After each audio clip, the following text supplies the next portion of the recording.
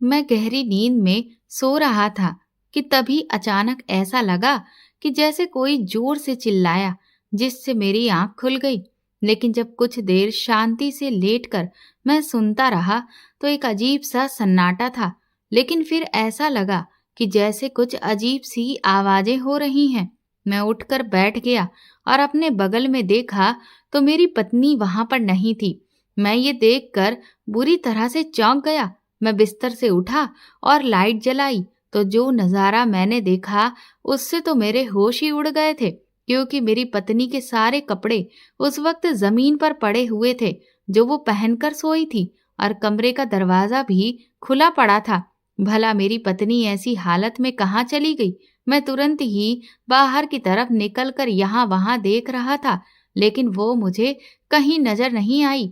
तभी मुझे मेरे पिता के कमरे से कुछ अजीब सी आवाजें सुनाई दी। मुझे कुछ शक हुआ और मैं दौड़कर उनके कमरे में गया तो वहां का नजारा देखकर मेरे तो पैरों तले से जमीन ही निकल गई थी, क्योंकि मेरी पत्नी उस वक्त मेरे पिता के साथ ऐसी हालत में थी जिसे एक पति कभी बर्दाश्त नहीं कर सकता था। लेकिन वो दोनों तो सारी हदें पार कर ऐसे खोए। आज का दिन बहुत ही खुशनुमा था और मौसम भी बहुत ही शानदार। बग्घी में बैठा हुआ मैं मन ही मन मुस्कुरा रहा था, जिसकी कई सारी वजहें थी। एक तो ये कि मैं जो बनना चाहता था वो बन गया था और अब मैं अपने परिवार के पास वापस लौट रहा था, और सबसे ज्यादा तो मैं उससे मिलने के लिए बेकरार था। अब तक तो वो बहुत खूबसूरत हो गई होगी। उससे मिलने के बारे में सोच सोच कर ही मेरे गाल शर्म से लाल हो रहे थे। बस अब कुछ दिन और, फिर मैं उसे हमेशा के लिए अपना ही बना लूंगा। ये बात मैंने खुद से ही बुदबुदाई। जैसे जैसे मेरी बग्घी आगे बढ़ रही थी, गांव वाले लोग बड़े ध्यान से बग्घी की तरफ देख रहे थे, इसलिए मैंने पर्दा हटाकर दरवाजे को थोड़ा सा खोल दिया। अब तो जो भी मुझे देखता तो बार बार सर झुकाकर नमस्कार करता। मैं भी पूरे सम्मान के साथ उनके नमस्कार का जवाब देता था। कुछ ही देर में मैं अपनी हवेली यानी कि अपने घर के सामने पहुंच गया था। घर के अंदर जाते ही मानो जैसे सभी लोग मुझे देखकर झूम उठे थे। मेरे पिता, माँ, मेरे दोनों भाई, चाचा चाची, सभी लोग। उनकी खुशी का ठिकाना ही नहीं रहा। सब एक साथ ढेर सारे सवाल करने लगे कि मैं अचानक बिना बताए यहाँ कैसे। मैंने कहा, अरे भाई, मुझे सांस तो लेने दो, मुझे बहुत जोरों की भूख लगी है, भला कुछ खाने भी तो दो। उसके बाद मैं सबके सवालों का एक एक करके जवाब देता हूँ। चैन से चाय नाश्ता करने के बाद मैंने बताया कि मेरी बैरिस्टर की पढ़ाई पूरी हो गई और इसीलिए अब मैं अपने घर वापस लौट आया हूँ। अब यहीं से मैं अपनी प्रैक्टिस करूंगा। मैंने परीक्षा इतने अच्छे नंबरों से पास की है कि सब जगह मेरा ही नाम छाया हुआ है, इसीलिए मुझे तो अभी से कई सारे केस मिलने लगे हैं। ये सुनकर मेरी माँ मेरी बलाए लेने लगी, कहने लगी, है मेरा लाल बहुत होशियार है, लेकिन पिताजी ने हमेशा की तरह अपनी भावनाएं बिल्कुल भी व्यक्त नहीं की। लेकिन मैं जानता हूँ वो भी गर्भ से फूले नहीं समा रहे हैं, लेकिन पिता है ना, इसलिए हमेशा अपने बंधनों में रहकर ही अपने प्यार को जताते हैं, क्योंकि उन्हें भी बाकी मर्दों की तरह यही गलत फहमी है कि अगर अपने प्यार को जता दिया तो उनकी इज्जत कम हो जाएगी। खैर, मैं ये सब समझता हूँ, इसीलिए अब मुझे पहले की तरह उनसे कोई शिकायत नहीं रही। इसके बाद मैं शहर से सबके लिए जो भी गिफ्ट्स लेकर आया था वो एक एक करके सबको देने लगा। तब तक मेरे घर का सबसे पुराना नौकर हरिया दौड़कर आया और मुझे देखकर खुश हो गया। कहने लगा, सब कह रहे थे कि छोटे मालिक लौट आए हैं, लेकिन मुझे तो यकीन ही नहीं हो रहा था। मैंने कहा, आओ हरिया, मैं खुद तुम्हारा कब से इंतजार कर रहा था। देखो, मैं तुम्हारे लिए भी शहर से कितनी अच्छी पोशाक लेकर आया हूँ। मेरे मुंह से ये बात सुनकर उसकी खुशी का ठिकाना नहीं रहा। कहने लगा, सच में मालिक, मेरे लिए भी लाए हो? मैंने कहा, हाँ हाँ बिल्कुल, तुम मेरे दोस्त के जैसे ही हो, तो भला मैं अपने दोस्त को भूल कैसे सकता हूँ। सबको सबके उपहार देने के बाद मैं तैयार होकर निकल पड़ा अपनी उस मंजिल की तरफ जिसका मैं इतने सालों से इंतजार कर रहा था। कुछ ही देर में मैं मीनाक्षी के घर के बाहर खड़ा था। जैसे ही मैंने उसके घर का दरवाजा खटखटाया और उसने मुझे सामने खड़ा देखा तो उसकी तो मानो चीख ही निकल पड़ी। जैसे कि उसने कोई भूत देख लिया हो। कुछ देर वो मुझे एकटक निहारती रही, फिर उसने धीरे से अपने आप को चिमटी काटी, क्योंकि उसे यकीन ही नहीं हो रहा था कि मैं उसके सामने खड़ा हूँ। मैंने उससे कहा, अब क्या दरवाजे पर ही खड़ा रखोगी या अंदर भी बुलाओगी? उसने अपने माथे पर हाथ मारा, कहने लगी, माफ करिए छोटे मालिक। मैंने उसे घूर कर देखा और कहा, अच्छा, तो अब तुम मुझे छोटे मालिक कहकर बुलाओगी? मेरी इस बात पर उसने शर्म से अपनी आंखें झुका ली और मुझे आंखों के इशारों से ये बात जताई कि पीछे माँ बैठी हुई है। मैं समझ गया था। मीनाक्षी की माँ मुझे देखते ही खड़ी हो गई और कहने लगी, अरे छोटे मालिक, आप हमारे इस गरीब खाने में? मैंने कहा, हाँ काकी, शहर से आप लोगों के लिए कुछ चीजें लाया था, इसलिए सोचा कि खुद ही चलकर दे दूं। काकी कहने लगी, अरे आपने ये तकलीफ क्यों उठाई? हम खुद ही आ जाते। आप एक बार किसी से भी बुलावा भिजवा देते। मैंने कहा, कहाँ, मैं कोई मालिक नहीं हूँ और ना ही आप मेरी नौकर हैं जो मैं आपको बुलावा देकर बुलाऊं। मैं तो आपके बेटे जैसा हूँ और बेटा माँ के पास खुद ही चलकर आता है। ये कहकर मैंने उनके पैर छू लिए। वो एक झटके से पीछे हटी, कहने लगी, मैंने कितनी बार मना किया है छोटे मालिक कि ये सब मत किया करिए। आपको नहीं पता, आपका उपकार हमारे लिए कहीं मुसीबत ना बन जाए। मैंने कहा, मेरे होते हुए कोई आंख तो उठाकर देखे तो आपकी तरफ किसी की हिम्मत है जो मेरे खिलाफ खड़ा हो? काकी ने कहा, अरे नहीं नहीं, पूरे गांव में ऐसा कोई नहीं जो आपके खिलाफ जा सके। मैंने कहा, तो काकी, इतने समय बाद आपके पास आया हूँ, अपने हाथ का बना हुआ हलवा नहीं खिलाओगी? मेरी मनुहार पर काकी ने तुरंत ही मेरे लिए हलवा बनाकर तैयार किया। मैं जो भी उपहार मीनाक्षी और काकी के लिए लाया था वो सब मैंने उसके हाथों पर रख दिए। मीनाक्षी को मैंने इशारे से कहा कि शाम को वो मुझे मंदिर के पीछे मिले। अब बस मुझे अंधेरा होने का इंतजार था और जैसे ही अंधेरा हुआ मैं सबकी नजरों से बचता हुआ मंदिर के पीछे पहुंच गया, जहां इतने सालों तक मैं और मीनाक्षी हमेशा सबसे छुप छुप कर मिलते रहे थे। मीनाक्षी आज बहुत खुश थी। उसने मुझे देखते ही गले से लगा लिया, कहने लगी, मुझे तो लगा था कि तुम मुझे भूल ही गए होगे। मैंने कहा, कोई अपनी सांसों को भला कैसे भूल सकता है?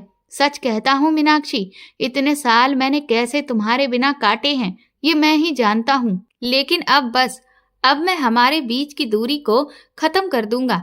मैं कल ही पिताजी से हमारे रिश्ते की बात करूंगा ताकि जल्द से जल्द मैं तुम्हें हमेशा के लिए अपना बना सकूं। मेरी इस बात से मीनाक्षी के चेहरे पर चिंता की लकीरें आ गईं। वो कहने लगी, राघव, मैं जानती हूँ कि तुम मुझसे बहुत प्यार करते हो और मैं खुद भी हमेशा तुम्हारी छाया बनकर जीवन साथी के तौर पर रहना चाहती हूँ।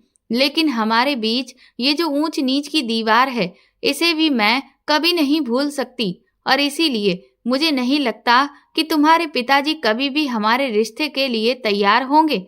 मैंने कहा, उसकी तुम फिक्र मत करो, वो सब तुम मुझ पर छोड़ दो। अगले दिन ही मैंने अपना फैसला अपने घर वालों के सामने सुना दिया और फिर वही हुआ जो मुझे पहले से पता था। बहुत बड़ा हंगामा खड़ा हो गया था। भला जो औरत न जाने कितने सालों से हमारे घर में नौकर का काम कर रही थी, उसकी ही बेटी को आज मेरे घर वाले अपने घर की बहू कैसे स्वीकार कर सकते थे? तो ये हंगामा खड़ा होना तो बनता था। पिताजी ने तो साफ साफ अपना फैसला सुना दिया कि चाहे कुछ भी हो जाए, लेकिन वो मेरी शादी मीनाक्षी से नहीं होने देंगे।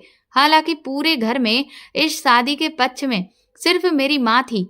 माँ ने सबको समझाने की कोशिश की कि अगर राघव मीनाक्षी को इतना ही चाहता है तो हमें उसकी बात मान लेनी चाहिए। मैं मानती हूँ कि वो एक नौकरानी की बेटी है और हमारे बराबर की नहीं है, लेकिन शादी के बाद तो वो इस घर की बहू बनेगी, तब तो वो हमारे बराबर की ही हो जाएगी। लेकिन घर में कोई भी इस बात के लिए तैयार नहीं था। लेकिन मुझे अच्छे से पता था कि इन सबको राजी कैसे करना है। मैंने पहले तो गुस्सा करना शुरू कर दिया और उसके बाद मैंने एक चाकू उठाया और बस उसे अपने हाथ की कलाई पर रखा। थोड़ी ही देर में खून की धार बह निकली थी, जिसे देखते ही सबके हाथ पांव फूल चुके थे। उन सब में सबसे पहले मेरे पिताजी ही थे, जो मुझे तुरंत ही संभालने लगे। उन्होंने तुरंत गाड़ी निकालने का फरमान सुनाया। मेरे हाथ को किसी कपड़े से कसकर पिताजी ने ही थाम रखा था कुछ ही देर में हम अस्पताल पहुंच गए थे। मैं तो रास्ते में ही बेहोश हो गया था। मुझे कुछ पता नहीं चला और जब होश आया तो पिताजी की आंखें पूरी तरह से भीगी हुई थीं। मैंने आज पहली बार उन्हें रोते हुए देखा था। मुझे होश में देख पिताजी ने गुस्सा नहीं किया, बल्कि कहने लगे, ठीक है, तू जो चाहता है वो हो जाएगा, लेकिन आज के बाद अगर तूने कभी ऐसा कुछ भी किया तो तू मेरा मरा हुआ मुंह देखेगा, समझ लेना। मैं धीरे से मुस्कुराया और उनके आंसुओं को पोंछा। कहा, पिताजी, ना आपको कुछ होगा और ना ही मुझे। अगर आप पहले ही मेरी बात मान जाते तो मैं भला ऐसा करता ही क्यों। मैं भी तो आप लोगों को छोड़कर कहीं नहीं जाना चाहता था।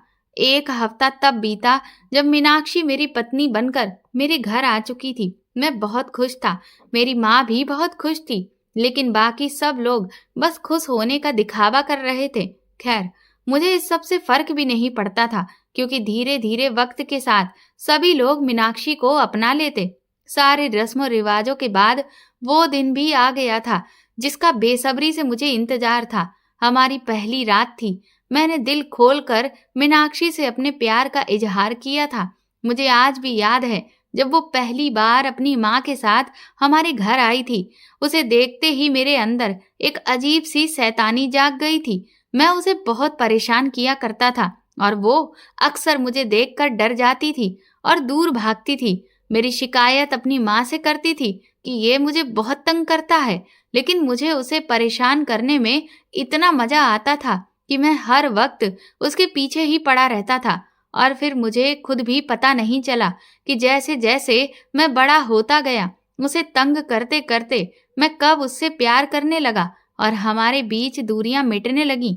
मीनाक्षी भी, जो पहले मुझसे डरती थी, वो मेरे साथ महफूज महसूस करने लगी थी। शहर पढ़ाई करने जाने से पहले मैंने ये फैसला कर लिया था कि वापस लौटते ही मैं मीनाक्षी को हमेशा के लिए अपना बना लूंगा, क्योंकि मुझे ये डर था कि कहीं मेरे आने तक उसकी माँ उसकी शादी ना कर दे, जो कि मैं कभी बर्दाश्त नहीं कर सकता था। और इसीलिए मैंने इतनी जल्दबाजी में सब कुछ किया और आज वो मेरी पत्नी बनकर मेरे साथ है। अब मैं बहुत खुश था, लेकिन मुझे नहीं पता था कि मेरी इस खुशी को न जाने किसकी नजर लग जाएगी।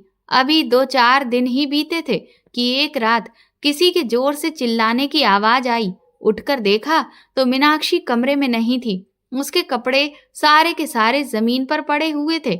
ये देखकर मेरे होश उड़ चुके थे कि मीनाक्षी ऐसी हालत में भला कहाँ गई। मैं दौड़ता हुआ बाहर गया, पर मुझे मीनाक्षी कहीं भी नजर नहीं आई।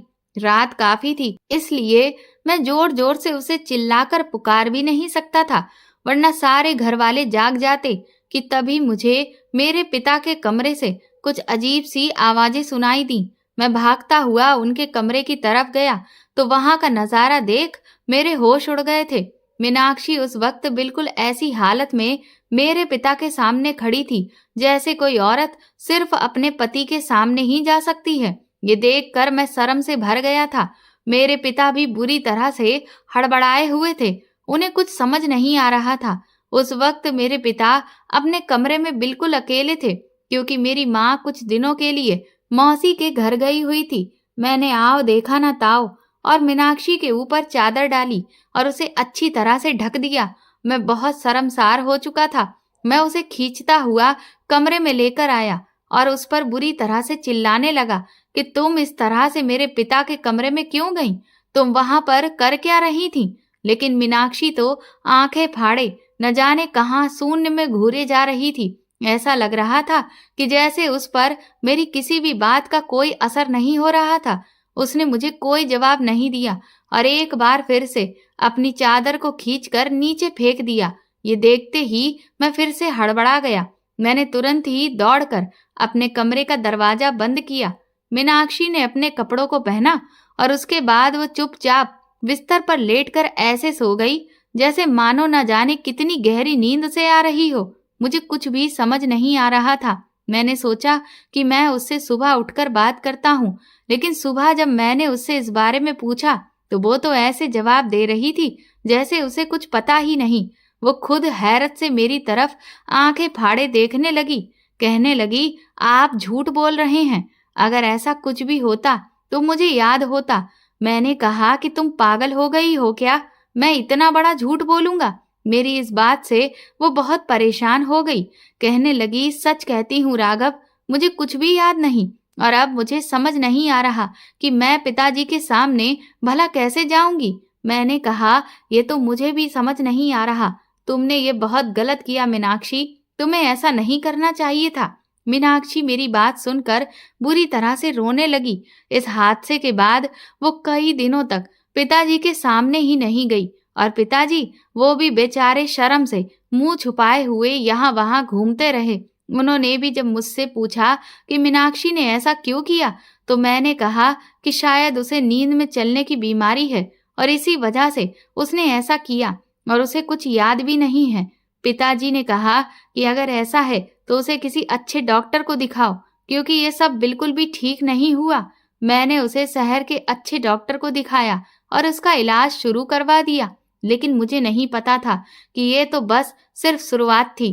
अब तो मीनाक्षी कुछ कुछ दिनों के बाद बार बार कमरे से गायब हो जाती, और वो जब भी कमरे से गायब होती तो उसके सारे कपड़े कमरे में ही पड़े हुए होते, और वो बिल्कुल बिना खुद पर कुछ भी डाले हुए कहीं भी चली जाती थी। कभी मेरे किसी भाई के कमरे में जाती, तो कभी गांव में रास्ते पर चलने लगती।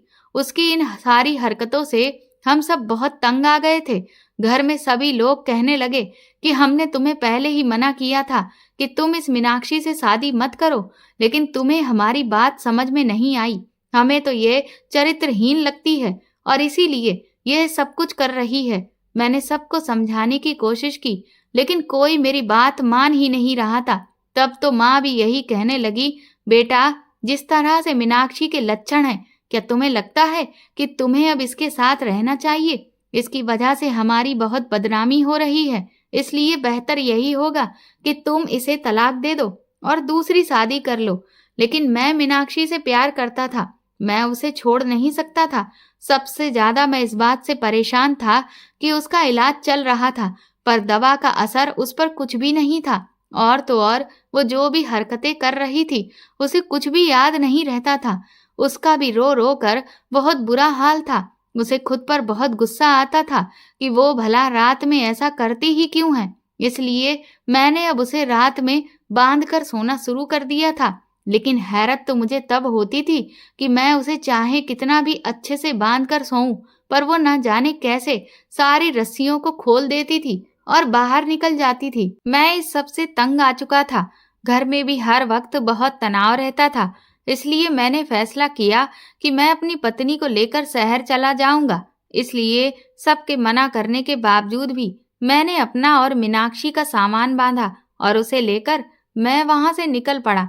लेकिन मैं तो अभी गांव की दहलीज पार भी नहीं कर पाया था। न जाने अचानक मीनाक्षी को क्या हुआ कि उसकी तबीयत खराब हो गई। उसे खून की उल्टियां होने लगी थी। ये देखकर मेरे तो हाथ पांव फूल गए। उसकी आंखें टंग चुकी थीं और उल्टियां बंद होने का नाम तक नहीं ले रही थीं। मैं तुरंत ही उसे वापस हवेली लेकर आया। उसकी ऐसी हालत देखकर बाकी के घरवाले भी मेरे सब परेशान हो गए कि तभी अचानक उसने हवेली के अंदर आते ही एक बड़ी सी उल्टी की, जिसमें एक छोटी सी कील निकली। मैं तो हैरान रह गया कि भला मीनाक्षी के पेट से यह कील कैसे निकल सकती है। लेकिन मीनाक्षी बेहोश हो चुकी थी। मैंने तुरंत ही डॉक्टर को बुलवाया। डॉक्टर ने अच्छे से चेकअप किया तो कहा कि हो सकता है कि इन्होंने कुछ ऐसा खा लिया हो जिसके साथ में कील भी इनके अंदर चली गई, और इस वजह से इन्हें इस तरह से खून की उल्टियां हुई हैं। मैं अभी कुछ दवा लिख देता हूँ, बाकी आप इनके ये कुछ टेस्ट करवा लीजिए। इसके बाद ही पता चलेगा कि उनकी बीमारी का असली कारण क्या है। डॉक्टर दवा लिखकर जा चुके थे। मीनाक्षी भी अभी सो रही थी, क्योंकि डॉक्टर ने उसे नींद का इंजेक्शन दिया था कि तब तक हमारे घर का एक नौकर दौड़ता हुआ आया। पिताजी के पास आकर वो कहने लगा, अक्षरानंद महाराज जी आए हैं। ये सुनते ही घर में सभी लोग तुरंत ही बाहर की तरफ भागे। दरअसल अक्षरानंद महाराज जी बहुत ही पहुंचे हुए सिद्ध पुरुष हैं और उनकी सभी जगह बहुत इज्जत है। पिताजी तो उन्हें बिल्कुल भगवान के जैसे पूजते हैं। कुछ ही देर में वो हवेली में पधार चुके थे, लेकिन ना जाने क्यों वो जैसे ही अंदर आए तो कुछ देर दरवाजे पर ही खड़े रहे। पिताजी ने उन्हें जब अंदर आने का आग्रह किया तो उन्होंने हाथ के इशारे से चुप रहने के लिए कहा। तकरीबन 5 मिनट तक वो वहीं दरवाजे पर खड़े रहे। उसके बाद उन्होंने धीरे धीरे अपने कदम घर में बढ़ाए। उनके स्वागत सत्कार के बाद जब वो घर से चलने को हुए तो अचानक से माँ ने मीनाक्षी को लेकर उनसे बात छेड़ दी।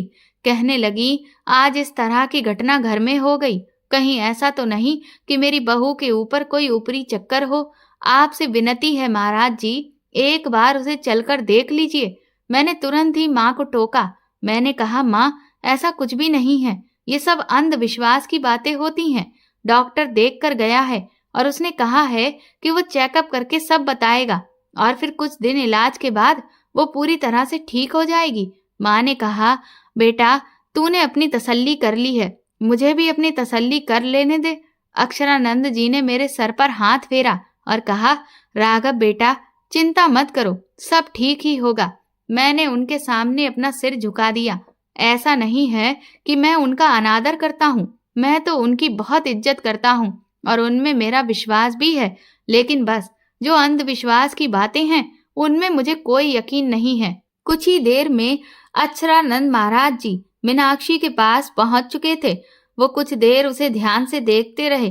फिर उन्होंने मुझसे पूछा कि डॉक्टर ने क्या कहा। मैंने डॉक्टर की सारी कही बातें उन्हें बता दी।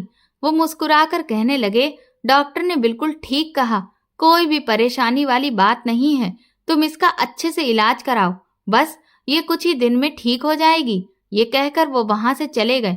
मैंने माँ से कहा, देखा माँ, मैं तो पहले ही कह रहा था कि ऐसी कोई भी बात नहीं है। मीनाक्षी का इलाज शुरू हो गया था, लेकिन उसकी हरकतें अब दिन ब दिन बढ़ती जा रही थी।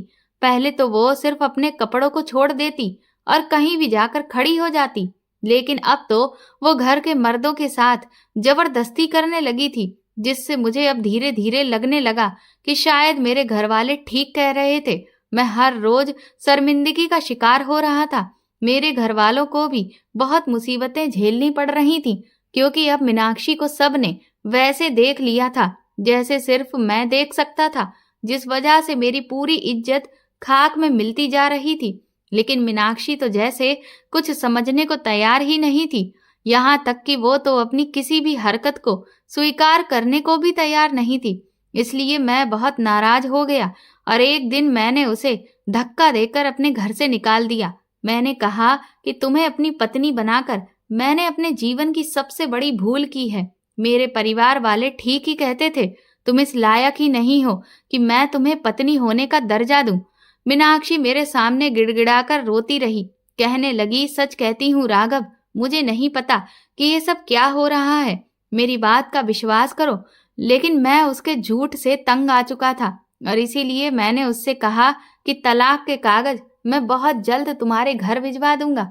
मीनाक्षी अपने घर जा चुकी थी। मेरे घर में भी सभी लोग बहुत उदास थे, लेकिन एक तरफ उन्हें खुशी भी थी कि मीनाक्षी से अब मुझे छुटकारा मिल चुका था। इस बीच मीनाक्षी की माँ का भी देहांत हो गया। अब वो इस दुनिया में बिल्कुल अकेली रह गई थी। कुछ दिन ही बीते थे और शहर में मेरे साथ जो मेरी दोस्त पढ़ती थी, मैंने उससे कोर्ट मैरिज कर ली और उसे घर लेकर आ गया। जैसे वही मैंने अपने घर वालों को अपनी दूसरी शादी के बारे में बताया तो इस बार भी वो दंग रह गए थे। पिताजी कहने लगे कि तुमने तो हमारी नाक में दम करके ही रखा हुआ है, भला कम से कम इस बार तो हमारी मर्जी से शादी कर लेते। लेकिन क्योंकि मेरी दोस्त रश्मि हमारी तरह ही एक बहुत ऊंचे खानदान की लड़की थी, इसलिए मेरे परिवार को उसे अपनाने में बहुत ज्यादा तकलीफ नहीं हुई। लेकिन जैसे ही मीनाक्षी को मेरी दूसरी शादी की खबर मिली, वो दौड़ती हुई हवेली आई। वो रो रो कर गुहार लगाने लगी। उसे तो यकीन ही नहीं हो रहा था कि मैंने दूसरी शादी कर ली है। लेकिन मैंने उसके सामने ही रश्मि को अपने साथ हाथ थाम कर खड़ा किया और कहा कि तुम्हारे जैसी चरित्रहीन औरत मेरी जिंदगी में कोई जगह नहीं रखती और तुम्हें पूरी तरह से खुद से अलग करने का मेरे पास अब यही रास्ता था, और इसीलिए अब खुद अपनी आंखों से देख लो कि मैं दूसरी शादी कर चुका हूँ। मीनाक्षी को बहुत गहरा सदमा लगा था। मेरी इस बात के बाद में वो चुपचाप वापस अपने घर लौट गई।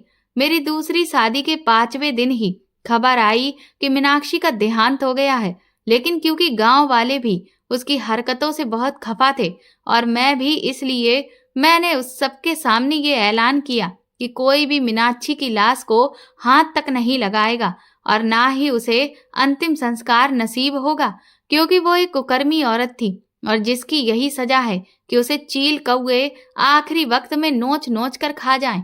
पूरे गांव में कोई भी ऐसा नहीं था जो मेरे परिवार के आदेश के खिलाफ जाकर कुछ भी करता, इसीलिए किसी ने भी मीनाक्षी को हाथ तक नहीं लगाया था। लेकिन मेरे इस फैसले से मेरे परिवार वाले अवाक थे। पिताजी कहने लगे, मैं मानता हूँ राघव कि मीनाक्षी ने जो भी काम किए वो बहुत ही गिरे हुए थे, लेकिन इसकी इतनी बड़ी सजा, कम से कम अंतिम संस्कार तो उसे नसीब होना ही चाहिए। जो भी था, पर उसकी माँ ने सालों साल हमारे घर की सेवा की है। मैंने पिताजी से कहा कि वो सब अब मैं नहीं जानता। मीनाक्षी ने मेरे प्यार का जो बदला दिया उसे मैं कभी भूल नहीं सकता। उसने मुझे कहीं का नहीं छोड़ा है। मेरे अंदर उसके लिए नफरत की आग जल रही है जो इस जन्म में तो ठंडी नहीं होने वाली, और इसीलिए मेरे फैसले के खिलाफ अब कोई भी नहीं जाएगा। ये कहकर मैं वापस अपने कमरे में आ गया। आज अमावस की रात थी। जैसे ही घड़ी ने रात के 12 बजाए, मैं तुरंत ही उठकर बैठ गया और निकल गया शमशान घाट की तरफ। शमशान घाट, जो कि रात में इतना भयानक लगता है कि किसी के भी प्राण निकल जाएं। मैं जैसे ही वहां पहुंचा तो साए साए हवा चल रही थी। कुत्तों के रोने की आवाजें आ रही थीं। बीच बीच में उल्लू भी अपनी अजीब सी आवाजें निकाल रहे थे। दूर दूर तक कुछ चिताएं जलती हुई दिख रही थीं, जिनकी आग धीरे धीरे ठंडी पड़ रही थी, और कुछ ऐसी थीं जो पूरी तरह से खाक में मिल चुकी थीं। चारों तरफ गहरा काला अंधेरा छाया था। लेकिन मैं अब जिस मकसद से शमशान घाट में आया था, उसके लिए सबसे पहले मुझे कोई ऐसी जगह ढूंढनी थी जहां मैं छिपकर बैठ सकता। और तभी मुझे एक पेड़ के पास ढेर सारी लकड़ियों का गट्ठर दिखाई दिया, जिनके बीच में जगह बनी थी। मैं उन्हीं के बीच घुसकर चुपचाप बैठ गया। आप सब सोच रहे होंगे कि भला मैं इतनी रात को यहाँ शमशान घाट में करने क्या आया हूँ। मैं भी उस दिन को याद करने लगा जिस दिन अक्षरानंद महाराज जी मेरे घर आए थे। उन्होंने कहा था कि सब ठीक है और मुझे आश्वासन देकर वो वापस चले गए थे। लेकिन उसी रात मेरे फोन की घंटी बजी। मैंने जैसे ही फोन उठाया तो दूसरी तरफ अक्षरानंद महाराज जी का एक सेवक बोल रहा था। उसने तुरंत ही मुझे आदेश दिया कि मैं अभी के अभी अक्षरानंद जी के आश्रम में आऊं। इतनी रात को उन्होंने मुझे बुलाया था तो जरूर कोई बड़ी बात थी, इसलिए मैं इनकार नहीं कर पाया और चुपचाप इतनी रात में ही उनके आश्रम की तरफ निकल गया। कुछ ही देर में जब आश्रम में पहुंचा तो अक्षरानंद महाराज जी बहुत ही चिंता में डूबे हुए थे और कमरे में टहल रहे थे। मुझे देखते ही उन्होंने मुझे अपने सामने बिठाया और कहा, मैंने जब तुम्हारे घर में कदम रखा था तभी मुझे वहां किसी बुरी शक्ति के साये का एहसास हो गया था। फिर जब तुमने अपनी पत्नी को मुझे दिखाया तब सारी तस्वीर मेरे सामने साफ हो गई थी। तुम्हारी पत्नी बहुत बड़ी मुसीबत में है। अगर जल्दी ही कुछ नहीं किया गया तो तुम उसे हमेशा हमेशा के लिए खो दोगे। उनकी बात सुनकर मैं तो दंग रह गया था। मैंने कहा कि आपने तो कहा था कि सब कुछ ठीक है। महाराज जी ने कहा कि वो मैंने सिर्फ दिखावा किया था, क्योंकि तुम्हारे साथ ये विश्वासघात करने वाला कोई बाहर का नहीं बल्कि कोई घर वाला ही है, और इसीलिए मैं सबके सामने सच बोलकर उसे सतर्क नहीं करना चाहता था। मैंने कहा, लेकिन आप कहना क्या चाहते हैं? अक्षरानंद जी ने कहा, तुम्हारी पत्नी पर किसी ने बहुत भयंकर काला जादू किया है। वो जो कील उसके मुंह से निकली थी ना, वो उस बात का सबूत है कि उस पर जो काला जादू हुआ है उसकी वजह से उसकी जान अब उसके शरीर में नहीं बल्कि किसी और के पास कब्जे में है, जो उससे अपनी मन मर्जी करवा सकता है, और तो और कुछ ही दिनों में वो उसकी जान भी ले लेगा। मैंने कहा, लेकिन भला मीनाक्षी के ऊपर कोई काला जादू क्यों करेगा? अक्षरानंद जी कहने लगे, ऐसा करने की कुछ वजह होती हैं, जलन की भावना या बदले की भावना। अब इनमें से क्या है ये मैं नहीं जानता, लेकिन मीनाक्षी की जान खतरे में है, इसलिए हमें जल्दी ही इस बात का पता लगाना होगा कि किसने मीनाक्षी पर ये काला जादू किया है, क्योंकि जब तक उस इंसान का पता नहीं चलेगा हम मीनाक्षी को नहीं बचा सकते। मुझे पहले तो अक्षरानंद जी की बातों पर यकीन नहीं हो रहा था, लेकिन फिर उन्होंने मुझसे कहा कि मैंने तुमसे वो कील और मीनाक्षी का कोई भी ऐसा सामान जो वो इस्तेमाल करती हो लाने को कहा था। वो तुम ले आए हो ना? मैंने उनके सामने मीनाक्षी के हाथ का कंगन और वो कील रख दी। इसके बाद उन्होंने एक कटोरे में पानी भरा, जिसमें सबसे पहले उस कील को डाला, लेकिन उस पानी में कुछ भी नहीं हुआ। अक्षरानंद जी कहने लगे, तुम्हें मेरी बात पर यकीन नहीं है, लेकिन अगर मीनाक्षी का कंगन इस पानी में डालते ही ये पानी काला पड़ गया, तब तो तुम्हें यकीन करना ही पड़ेगा। और सच में जैसे ही उन्होंने मीनाक्षी का कंगन उस पानी में डाला, वो पानी पूरी तरह से काला पड़ चुका था। हैरत से मेरी आंखें तो बाहर निकल आई थीं। ऐसा तो मैंने कभी नहीं देखा था। अब मुझे लगने लगा कि कहीं अक्षरानंद जी की बात सच तो नहीं। अब ये वो समय नहीं था जहां मैं अपने शक को दूर करने के लिए अलग अलग प्रयोग करता, क्योंकि मीनाक्षी की जान से ज्यादा मेरे लिए कुछ भी जरूरी नहीं था। मैंने उन्हें एक एक करके सारा घटनाक्रम बता दिया, जिसको सुनने के बाद अक्षरानंद जी ने कहा कि ये जो भी इंसान है वो तुम्हें मीनाक्षी से अलग करना चाहता है। वो तुम दोनों को एक साथ देख नहीं सकता, और इसीलिए अब मैं जैसा कहता हूँ वैसा करो। तुम मीनाक्षी को खुद से अलग कर दो, क्योंकि अगर तुम उसे अपने साथ रखोगे तो उसकी तकलीफ दिन ब दिन और बढ़ती ही चली जाएगी। इसलिए उसकी तकलीफ को कम करने के लिए तुम्हें मीनाक्षी से खुद को अलग करना होगा, ताकि उस इंसान को ये तसल्ली हो जाए कि वो अपने मकसद में धीरे धीरे कामयाब हो रहा है। और फिर अक्षरानंद जी के कहने पर ही मैंने जानबूझकर मीनाक्षी को धक्का देकर घर से निकाल दिया था, और फिर अपनी कॉलेज की फ्रेंड के साथ मैंने झूठी शादी रचाई थी। मैंने उसे भी अपनी पूरी कहानी बता दी थी और उससे मदद मांगी थी कि इस सब में वो मेरा साथ दे। वो मेरी बहुत अच्छी दोस्त थी और इसलिए उसने इस मुसीबत की घड़ी में मेरा पूरा पूरा साथ दिया। अक्षरानंद जी ने कहा कि काले जादू को काटने का बस एक ही रास्ता है, कि जिसने भी ये काला जादू किया है वो जिस दिन मीनाक्षी को पूरी तरह से उसके शरीर से आजाद करने के लिए आएगा, उस वक्त तुम्हें उसकी इस विधि को पूरा नहीं होने देना है। लेकिन ये भी याद रखना है कि मीनाक्षी की जान अब उस इंसान ने अपने शरीर में ही कैद कर ली है, और तुम्हें उसकी जान को उसके शरीर से बाहर निकालना है, क्योंकि अगर ऐसा नहीं हुआ तो मीनाक्षी भी कभी जिंदा नहीं हो सकेगी। अक्षरानंद जी ने बताया था कि अमावस वाले दिन मीनाक्षी जिंदा लाश बन जाएगी, मतलब दुनिया के लिए वो मर चुकी होगी, जबकि असल में वो मरी नहीं होगी, क्योंकि उसकी जान तो किसी दूसरे के शरीर में कैद होगी। और इसीलिए तुम्हें कुछ ऐसा करना होगा कि उसके शरीर को आग के हवाले ना किया जाए, क्योंकि तभी तुम उसे वापस से जिंदा कर सकोगे। मैंने अक्षरानंद जी से कहा कि लेकिन मुझे ये पता कैसे चलेगा कि किसने मीनाक्षी के ऊपर काला जादू किया है। उन्होंने कहा कि वो जो भी इंसान है, जब मीनाक्षी के शरीर को अग्नि के हवाले नहीं किया जाएगा तो वो रात के ठीक 2 बजे उसके शरीर को लेकर शमशान घाट पर पहुंचेगा, और वहां उसके शरीर के ऊपर बैठकर कुछ मंत्रों को पढ़ने के बाद उसके हाथ पर एक और कील गाड़ेगा, जो कि वो आखिरी कील होगी जिससे मीनाक्षी मुक्ति की तरफ आगे बढ़ेगी। इसके बाद वो अपना खून मीनाक्षी के मुंह में डालेगा, और फिर वो उसके सीने में वो अभिमंत्रित खंजर घोंपेगा, जिससे मीनाक्षी की जिंदगी की आखिरी डोर भी टूट जाएगी। लेकिन अगर तुम उस खंजर को इस इंसान के सीने में ही घोंप दोगे तो मीनाक्षी हमेशा हमेशा के लिए इस काले जादू से आजाद हो जाएगी, और उसकी जिंदगी भी उसे वापस मिल जाएगी। इसके लिए तुम्हें शमशान घाट जाना होगा। उनके कहने के मुताबिक ही मैं आज यहाँ आया हूँ। मुझे किसी भी तरह से मीनाक्षी को बचाना है, और ये भी जानना है कि भला कौन इंसान है वो जिसने मुझे इतना बड़ा धोखा दिया। उस दिन जब मैं घर लौटा था तो मुझे अपने ही घर वालों पर शक हो रहा था।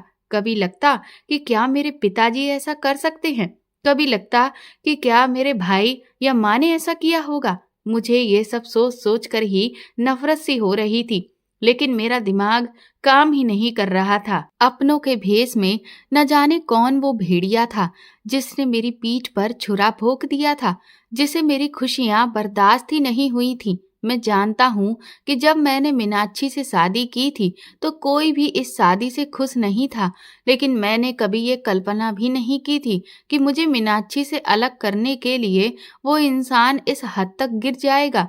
अभी मैं ये सब सोच ही रहा था कि तभी मुझे कुछ ऐसी आवाज सुनाई दी जैसे कोई कुछ घसीट कर लेकर आ रहा हो, और तभी मैंने एक आदमी को देखा जो मीनाक्षी के शरीर को घसीट कर ला रहा था। उसकी पीठ मेरी तरफ थी, मुझे उसका चेहरा नहीं दिख रहा था। ये देखकर मेरे तो रोंगटे ही खड़े हो गए। उसने पूरी ताकत से मीनाक्षी के शरीर को उठाया और जो चिता पहले से ही दूसरी तरफ सजाई गई थी उस पर मीनाक्षी को लिटा दिया, और जैसे ही वो घूमकर मीनाक्षी के ऊपर आकर बैठा, मेरे तो मानो जैसे होश ही उड़ चुके थे। मैंने कभी सपने में भी नहीं सोचा था कि मुझे धोखा देने वाला ये इंसान हो सकता है। मैंने इसे हमेशा अपना समझा, हमेशा इसे सहारा दिया, और इसने क्या किया, सामने से इसने हमेशा मुझे ऐसे दिखाया कि जैसे ये तो मेरा न जाने कितना भला चाहता है, मेरा कितना वफादार है, लेकिन पीठ के पीछे ये मेरी वार करता ही रहा। अक्षरानंद जी ने जैसा कहा था वो इंसान ठीक वैसा ही कर रहा था। उसने मीनाक्षी के बाएं हाथ पर एक कील गाड़ दी और फिर अपने अंगूठे को काट कर उसमें से कुछ खून निकाल कर मीनाक्षी के मुंह में डाल दिया, और बस अब उसने अपनी जेब से वो अभिमंत्रित चाकू निकाल लिया था जिससे वो हमेशा हमेशा के लिए मेरी मीनाक्षी को छीनने वाला था। उस चाकू की धार को देखते हुए उसकी आंखों में जो चमक थी और चेहरे पर जो शैतानी हंसी थी, उसे देखकर एक पल के लिए मेरी रूह कांप गई थी। लेकिन अपनी मीनाक्षी को बचाने के लिए मैंने पूरी हिम्मत जुटा ली, और जैसे ही उसने मीनाक्षी के सीने में वो चाकू मारने के लिए हवा में ऊपर उठाया, मैं दौड़ता हुआ उसकी तरफ भागा, और भागने से पहले मैंने उस लकड़ी के गट्ठर से एक मोटी सी लकड़ी उठा ली थी, जो फेंक कर उस आदमी के मारी, जो ठीक उसके सर पर लगी, और वो धड़ाम से चिता से नीचे जा गिरा। उसे भी इस हमले की कोई उम्मीद नहीं थी, इसलिए वो संभल नहीं सका। वो हैरानी से उठकर खड़ा हुआ कि ना जाने अचानक किसने उस पर ऐसे हमला किया, और जब उसने मुझे अपने सामने खड़ा देखा तो एक पल को उसके भी होश उड़ चुके थे। वो बड़े ही शैतानी हंसी हंसते हुए कहने लगा, अच्छा, तो इसका मतलब तुम्हें सब कुछ पता चल गया है। मुझे तो लगा था कि तुम तो अब अपनी ही दुनिया में मगन हो गए हो, और इधर मैं अपनी मीनाक्षी को हमेशा हमेशा के लिए अपना बना लूंगा। मैंने जोर से चिल्लाकर कहा, अपने गंदे मुंह से मेरी मीनाक्षी का नाम भी मत लेना, वरना तेरी जुबान काट कर फेंक दूंगा। इस पर वो कहने लगा, मीनाक्षी तेरी कभी नहीं थी, वो सिर्फ मेरी है। तू हम दोनों के बीच में सिर्फ दीवार बनकर खड़ा हो गया था। मैं उसे बचपन से चाहता था। वो जब भी अपनी माँ के साथ हवेली आती तो सबसे ज्यादा समय मैं उसके साथ बिताता था। मैंने सोचा था कि बड़े होने पर मैं उससे शादी कर लूंगा, क्योंकि उसकी और मेरी शादी में कोई बाधा भी नहीं थी। वो भी एक नौकरानी की बेटी थी और मैं भी तेरे घर का नौकर था। हाँ, ये और कोई नहीं, ये हरिया था, जिसे मैंने अपने दोस्त जैसा समझा। इसके साथ मैंने कभी भी भेदभाव नहीं किया, कभी भी नौकरों के जैसा व्यवहार नहीं किया, लेकिन उसने मेरे साथ जो किया उसकी मैंने कभी कल्पना भी नहीं की थी। हरिया कहने लगा, मैं मीनाक्षी से बहुत प्यार करता था, लेकिन तूने तो मुझे इतना मौका भी नहीं दिया कि मैं उससे अपने प्यार का इजहार तक करता। और फिर मीनाक्षी ने भी मुझे धोखा दिया, उसने भी तुझे ही प्यार किया, मेरी तरफ पलट कर भी नहीं देखा, जबकि मैंने उसके लिए न जाने क्या क्या किया। मैं दौड़ दौड़ कर उसके सारे काम करता था, उसकी सारी ख्वाहिशें पूरी करता था, लेकिन उसने वो सब कुछ नजरअंदाज कर दिया और एक पल में ही मुझे भुला दिया। पर मैं हार नहीं मानने वाला था, और इसीलिए मैंने फिर काले जादू का सहारा लिया, क्योंकि अगर मीनाक्षी मेरी नहीं हो सकती तो वो किसी की भी नहीं हो सकती। मैंने सोचा था कि मैं उसे बदनाम कर दूंगा तो तू उसे छोड़ देगा, हर कोई उस पर थूकेगा, और तब मैं उसका हाथ थाम लूंगा तो उसकी नजर में मेरी इज्जत बहुत बढ़ जाएगी, और फिर उसके सामने कोई रास्ता नहीं बचेगा, और वो अपने आप ही अपना सर झुकाकर मुझे अपना पति मान लेगी, और मैं उस पर एहसान जताऊंगा कि मेरे सिवा इस दुनिया में उसका कोई भी नहीं है, लेकिन तू तो इतना निर्लज्ज था कि उसकी ऐसी शर्मनाक हरकतें देखने के बावजूद भी उसे छोड़ने को तैयार ही नहीं था।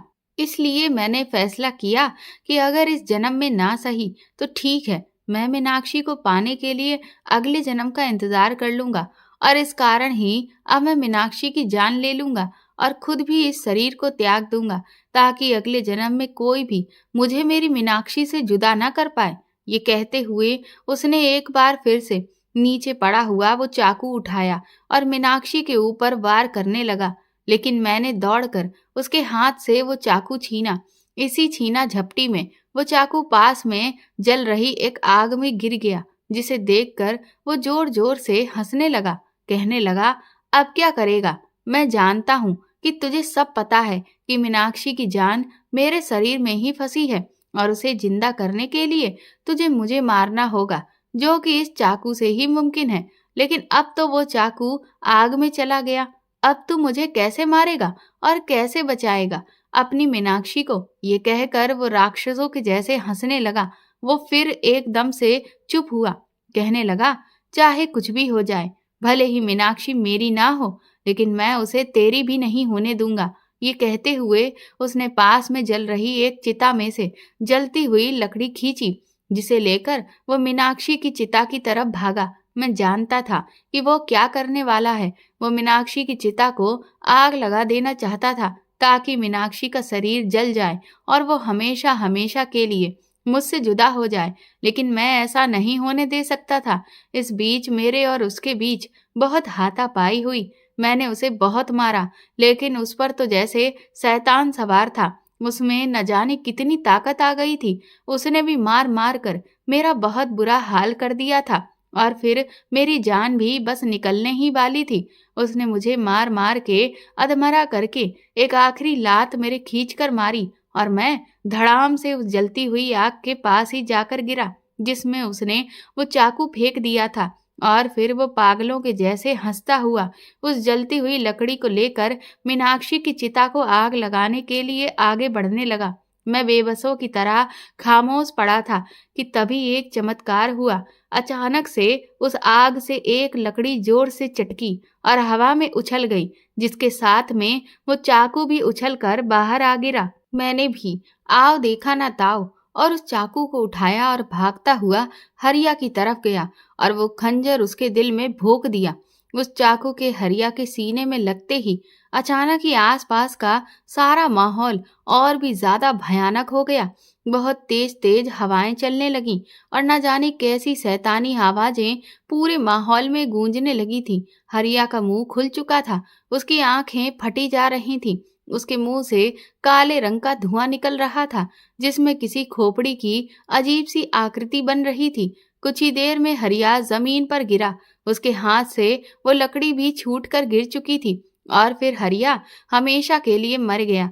मैं भी धड़ाम से नीचे गिर गया, क्योंकि मेरा शरीर भी जवाब दे गया था, और मैं कब बेहोश हो गया मुझे कुछ पता ही नहीं चला। जब होश आया तो देखा कि मैं अपने कमरे में लेटा था, और मेरे घर वाले चारों तरफ खड़े हुए मुझे ही देख रहे थे। मैं जैसे ही उठा तो बस मीनाक्षी मीनाक्षी चिल्लाने लगा। मेरी माँ ने मुझे शांत कराया और कहा कि मीनाक्षी बिल्कुल ठीक है। राघव, तुम चिंता मत करो। तभी मुझे अक्षरानंद जी नजर आए।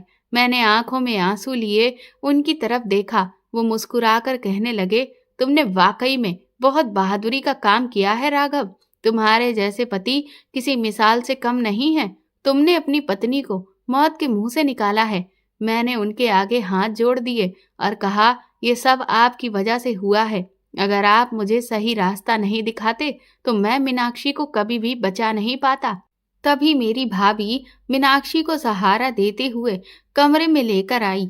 मीनाक्षी मुझे देखते ही रोने लगी और मेरे पास आकर बैठ गई। कहने लगी, राघव, मुझे माफ कर दो। मुझे तो पता ही नहीं था कि हरिया की मुझ पर गलत नजर है। मैंने तो हमेशा उसे सिर्फ एक दोस्त की नजर से देखा था, लेकिन वो तो अपने मन में मुझे लेकर इतने घिनौने मंसूबे पाले था कि मुझे अंदाजा भी नहीं हुआ। मैंने मीनाक्षी से कहा, कोई बात नहीं। जब हम किसी पर हद से ज्यादा विश्वास करते हैं और उसे अपना मानते हैं, और वो हमारे विश्वास का फायदा उठाता है, तो हमें धोखा खाना ही पड़ता है। हरिया ने जो कुछ भी किया उसकी सजा उसे मिल चुकी है। मेरी माँ ने कहा, लेकिन बेटा, तूने हम सबको ये बात पहले क्यों नहीं बताई?" मैंने कहा, क्योंकि माँ, जब अक्षरा आनंद जी ने कहा कि मीनाक्षी के साथ ये सब कुछ करने वाला तुम्हारा कोई अपना, कोई भरोसेमंद ही है, तो मैं समझ नहीं पा रहा था कि मैं किस पर विश्वास करूं और किस पर नहीं। और ये बात मैं किसी को बता भी नहीं सकता था, क्योंकि धोखेबाज तो कोई भी हो सकता था और मीनाक्षी की जान को मुझे किसी भी तरह से बचाना था। इसीलिए मैंने किसी से कुछ भी नहीं कहा। मैंने पिताजी और अपने भाइयों से कहा कि आप लोग भी मीनाक्षी को माफ कर दीजिए, क्योंकि बीते दिनों उसने जो कुछ भी किया वो सब कुछ सिर्फ उस काले जादू के असर में आकर किया था। इस बात पर वो लोग कहने लगे कि हमने तो कब का मीनाक्षी को माफ कर दिया है, तुम्हें अब अपने मन में किसी भी तरह की कोई बात रखने की जरूरत नहीं है। इसके बाद सब लोग कमरे से चले गए थे। मीनाक्षी मेरे गले से लग गई, कहने लगी, सच में राघव, तुम्हें अपने पति के रूप में पाकर मेरा ये जन्म सिद्ध हो गया है। मैं बहुत भाग्यशाली हूँ जो मुझे तुम्हारा प्यार मिला। मैं हर जन्म में तुम्हें ही अपने पति के रूप में पाना चाहती हूँ। ये कहकर हम दोनों एक दूसरे के गले लग गए थे। मेरी दोस्त रश्मि भी तब तक अपना सामान पैक करके आ गई। कहने लगी, मुझे लगता है मेरी इतनी मदद काफी होगी, है ना राघव? ये कहकर हम सभी मुस्कुराने लगे। वो बोली, अब मैं चलती हूँ, भला मुझे भी तो अपने प्यार को पाना है। उसके बाद रश्मि वापस शहर चली गई और अब मैं अपनी मीनाक्षी के साथ सुकून से रह रहा हूँ। दोस्तों, अक्सर हमें धोखा देने वाला कोई अपना ही होता है और इसीलिए हम ये अंदाजा भी नहीं लगा पाते कि कौन हमारे साथ बुरा कर रहा है। कई बार लोग हमसे अंदर ही अंदर जलते रहते हैं और सामने से ऐसे दिखाते हैं कि जैसे वो हमारा बहुत भला चाहते हैं। इसीलिए हमें कभी भी किसी पर आंख बंद करके भरोसा नहीं करना चाहिए। दोस्तों, अगर ये कहानी आपको पसंद आई हो और इससे आपको कोई अच्छी सीख मिली है तो प्लीज़ हमें कमेंट करके ज़रूर बताएं और इस वीडियो को ज़्यादा से ज़्यादा शेयर और लाइक करके मेरे चैनल को सपोर्ट करें। साथ ही बेल आइकन ज़रूर दबा दें ताकि आगे आने वाली नोटिफिकेशंस भी आपको मिलती रहें। Thank you. आधी रात को जब मेरी आँख खुली तो मैंने देखा कि मेरा पति बिस्तर पर नहीं था। मैं जैसे ही कमरे से बाहर निकली, मुझे कुछ दूर ज़मीन पर कुछ पड़ा हुआ दिखाई दिया। मैं जब आगे बढ़कर गई तो वह एक साड़ी थी। थोड़ा आगे और बढ़ी तो पेटीकोट और चोली पड़ी हुई थी। ये सब देख मुझे कुछ भी समझ में नहीं आया। तभी चांदनी रात में मुझे सीढ़ियों के नीचे कुछ अजीब सा दिखाई दिया। मैंने जैसे ही पलट कर देखा तो मेरे होश उड़ चुके थे, क्योंकि वहाँ पर तो मेरा पति और मेरी जेठानी एक साथ वह इस कदर खोए हुए थे कि उन्हें किसी भी चीज़ का होश नहीं था। मेरा नाम गीता है। मैं 22 साल की एक बहुत ही खूबसूरत लड़की हूँ। सुंदरता के मामले में तो मैं बहुत भाग्यशाली रही हूँ, लेकिन वैसे मेरी किस्मत कुछ खास अच्छी नहीं रही, क्योंकि मेरे माँ बाप बचपन में ही चल बसे। इसके बाद मेरे चाचा चाची ने ही मेरी परवरिश की। परवरिश क्या की, बल्कि एक नौकरानी की तरह मुझे अपने घर में रखा। मुझे बचपन से ही पढ़ने का बहुत शौक़ था, लेकिन मेरे चाचा ने मुझे पढ़ाने से साफ इनकार कर दिया। पर जब मैंने उनसे रो रो कर बहुत ही विनती की, तब उन्होंने मुझे इस शर्त पर पढ़ने की इजाज़त दी कि जब मैं उनके घर का पूरा पूरा काम करूं और उनके बच्चों को भी संभालूं, तब जाकर वो मुझे पढ़ने देंगे। उस वक्त तो मैं पढ़ने के लालच में इस सब में हामी भर दी, लेकिन समय के साथ साथ मेरे लिए सब कुछ एक साथ संभालना बहुत मुश्किल हो जाता था, क्योंकि चाची तो पानी का गिलास उठाकर भी नहीं रखती थी और फिर सुबह भी घर का सारा काम करके जाओ और स्कूल से वापस लौटने के बाद भी सारा काम करो। साथ ही घर में मवेशी भी पाले हुए थे, उनका चारा पानी भी मुझे ही करना पड़ता था। इस सब से मेरी कमर टूट कर रह जाती थी, लेकिन फिर भी मेरे चाचा चाची को मुझ पर जरा सा भी तरस नहीं आता था। मैं अक्सर रात को रो रो कर अपने माँ बाप को याद किया करती थी कि वह खुद तो मरकर चले गए, लेकिन मुझे इस नरक में अपने पिछले कर्मों के पापों की सज़ा भुगतने के लिए छोड़ गए।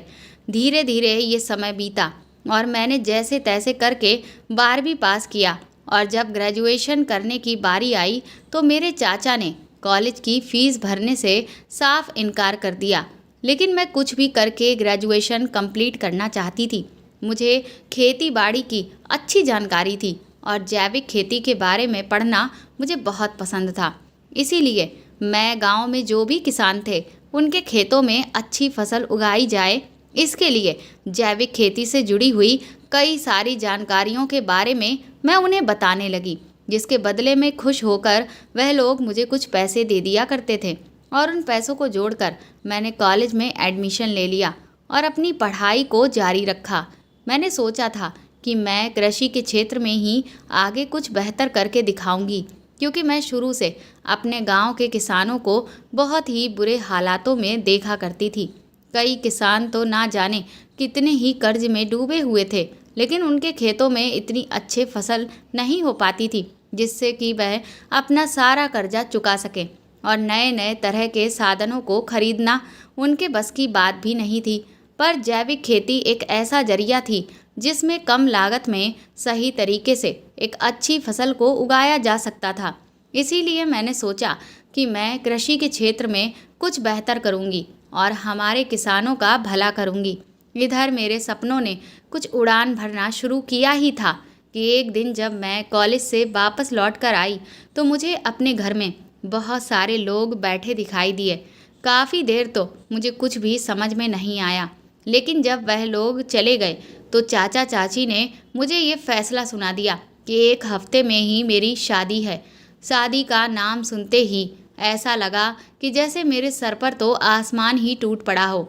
मैंने उनके आगे बहुत हाथ पैर जोड़े कि मैं अभी शादी नहीं करना चाहती हूँ, बल्कि मैं तो पढ़ना चाहती हूँ। लेकिन भला मेरी उस घर में कौन सुनने वाला था। एक हफ्ते में ही मेरी शादी कर दी गई। वह पूरा हफ्ता मैंने रो रो कर ही बिताया, लेकिन कोई नहीं था जो मेरे आंसुओं पर तरस खाता। ये तो मैं अच्छे से समझ रही थी कि चाचा चाची मुझसे अपनी जान छुड़ाना चाहते हैं, लेकिन इस बीच मैंने देखा था कि लड़के वाले चाचा चाची को बहुत सारे रुपए देकर गए थे, जिससे मुझे पूरी बात समझ आ रही थी कि क्यों उन्हें मेरी शादी की इतनी जल्दी पड़ी हुई थी। इसका मतलब साफ था कि लड़के की शादी कहीं भी हो नहीं रही होगी, और इसी वजह से वह लोग चाचा चाची को पैसे देकर गए थे।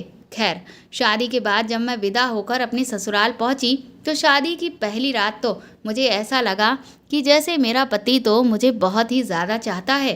पहली रात में उसने अपनी सारी कसर मुझसे पूरी कर ली और अगले ही दिन से वह मेरे साथ ऐसे व्यवहार करने लगा जैसे कि वह कोई अजनबी हो। अचानक से उसे क्या हो गया था, मुझे कुछ भी समझ नहीं आ रहा था। खैर, मैंने सोचा कि शायद आदमी ऐसे ही होते हैं, मनमौजी टाइप के।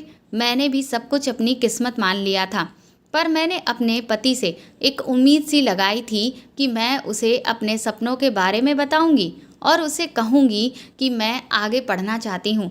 लेकिन शादी के कुछ ही दिनों के बाद मेरे सारे सपने बिखर कर रह गए थे, क्योंकि अब तो धीरे धीरे मेरे पति ने मुझसे बात करना भी बंद कर दिया था।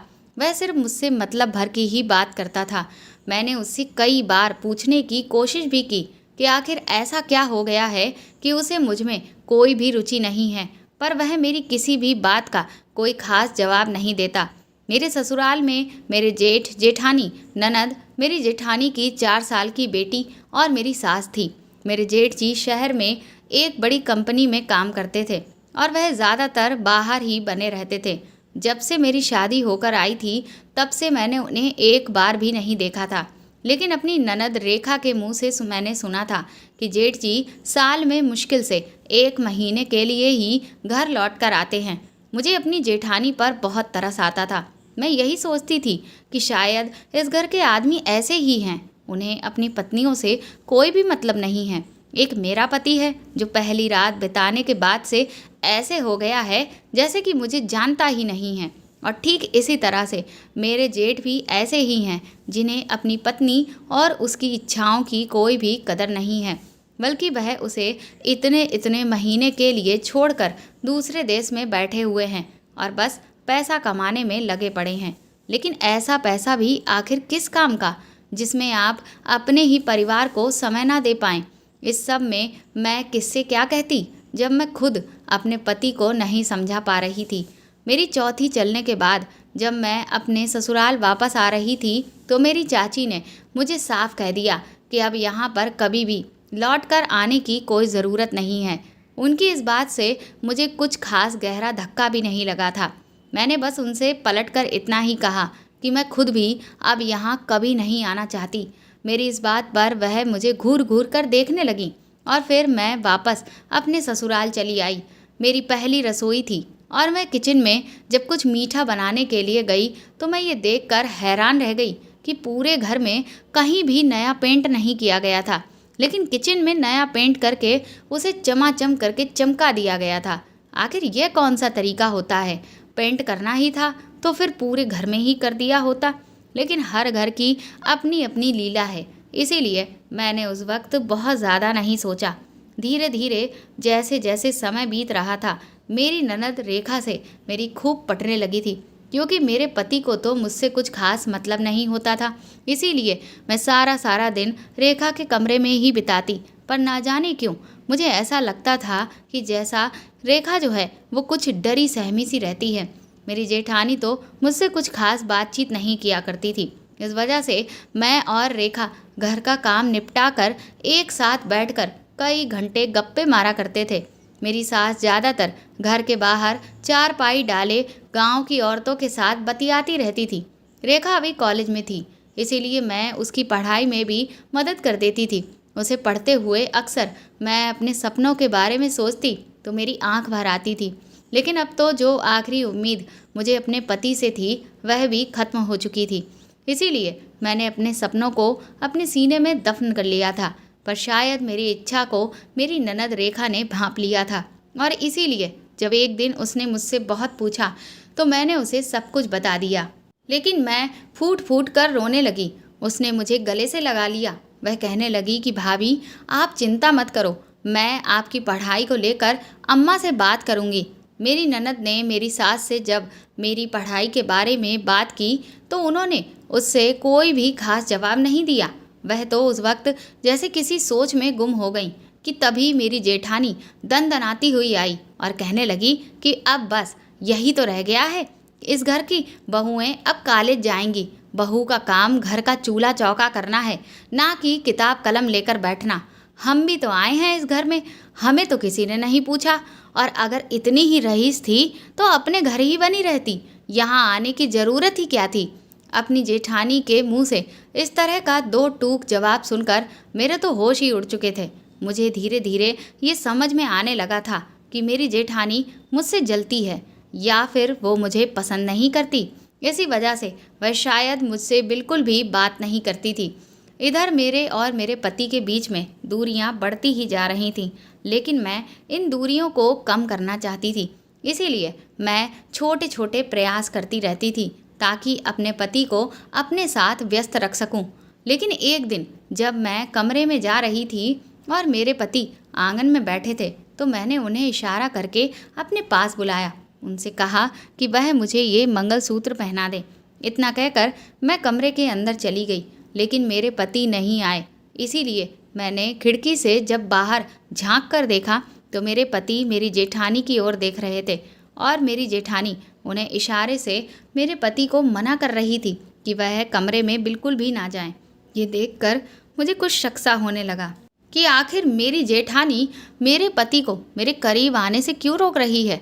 उस दिन के बाद से मैंने अपनी जेठानी पर पैनी नज़र रखनी शुरू की तो मैंने नोटिस किया कि मेरा पति जहाँ जहाँ भी जाता था मेरी जेठानी भी उसके पीछे पीछे जाती। जैसे अगर मेरा पति छत पर जाता तो थोड़ी ही देर में मेरी जेठानी बहाना बनाकर छत पर चली जाती।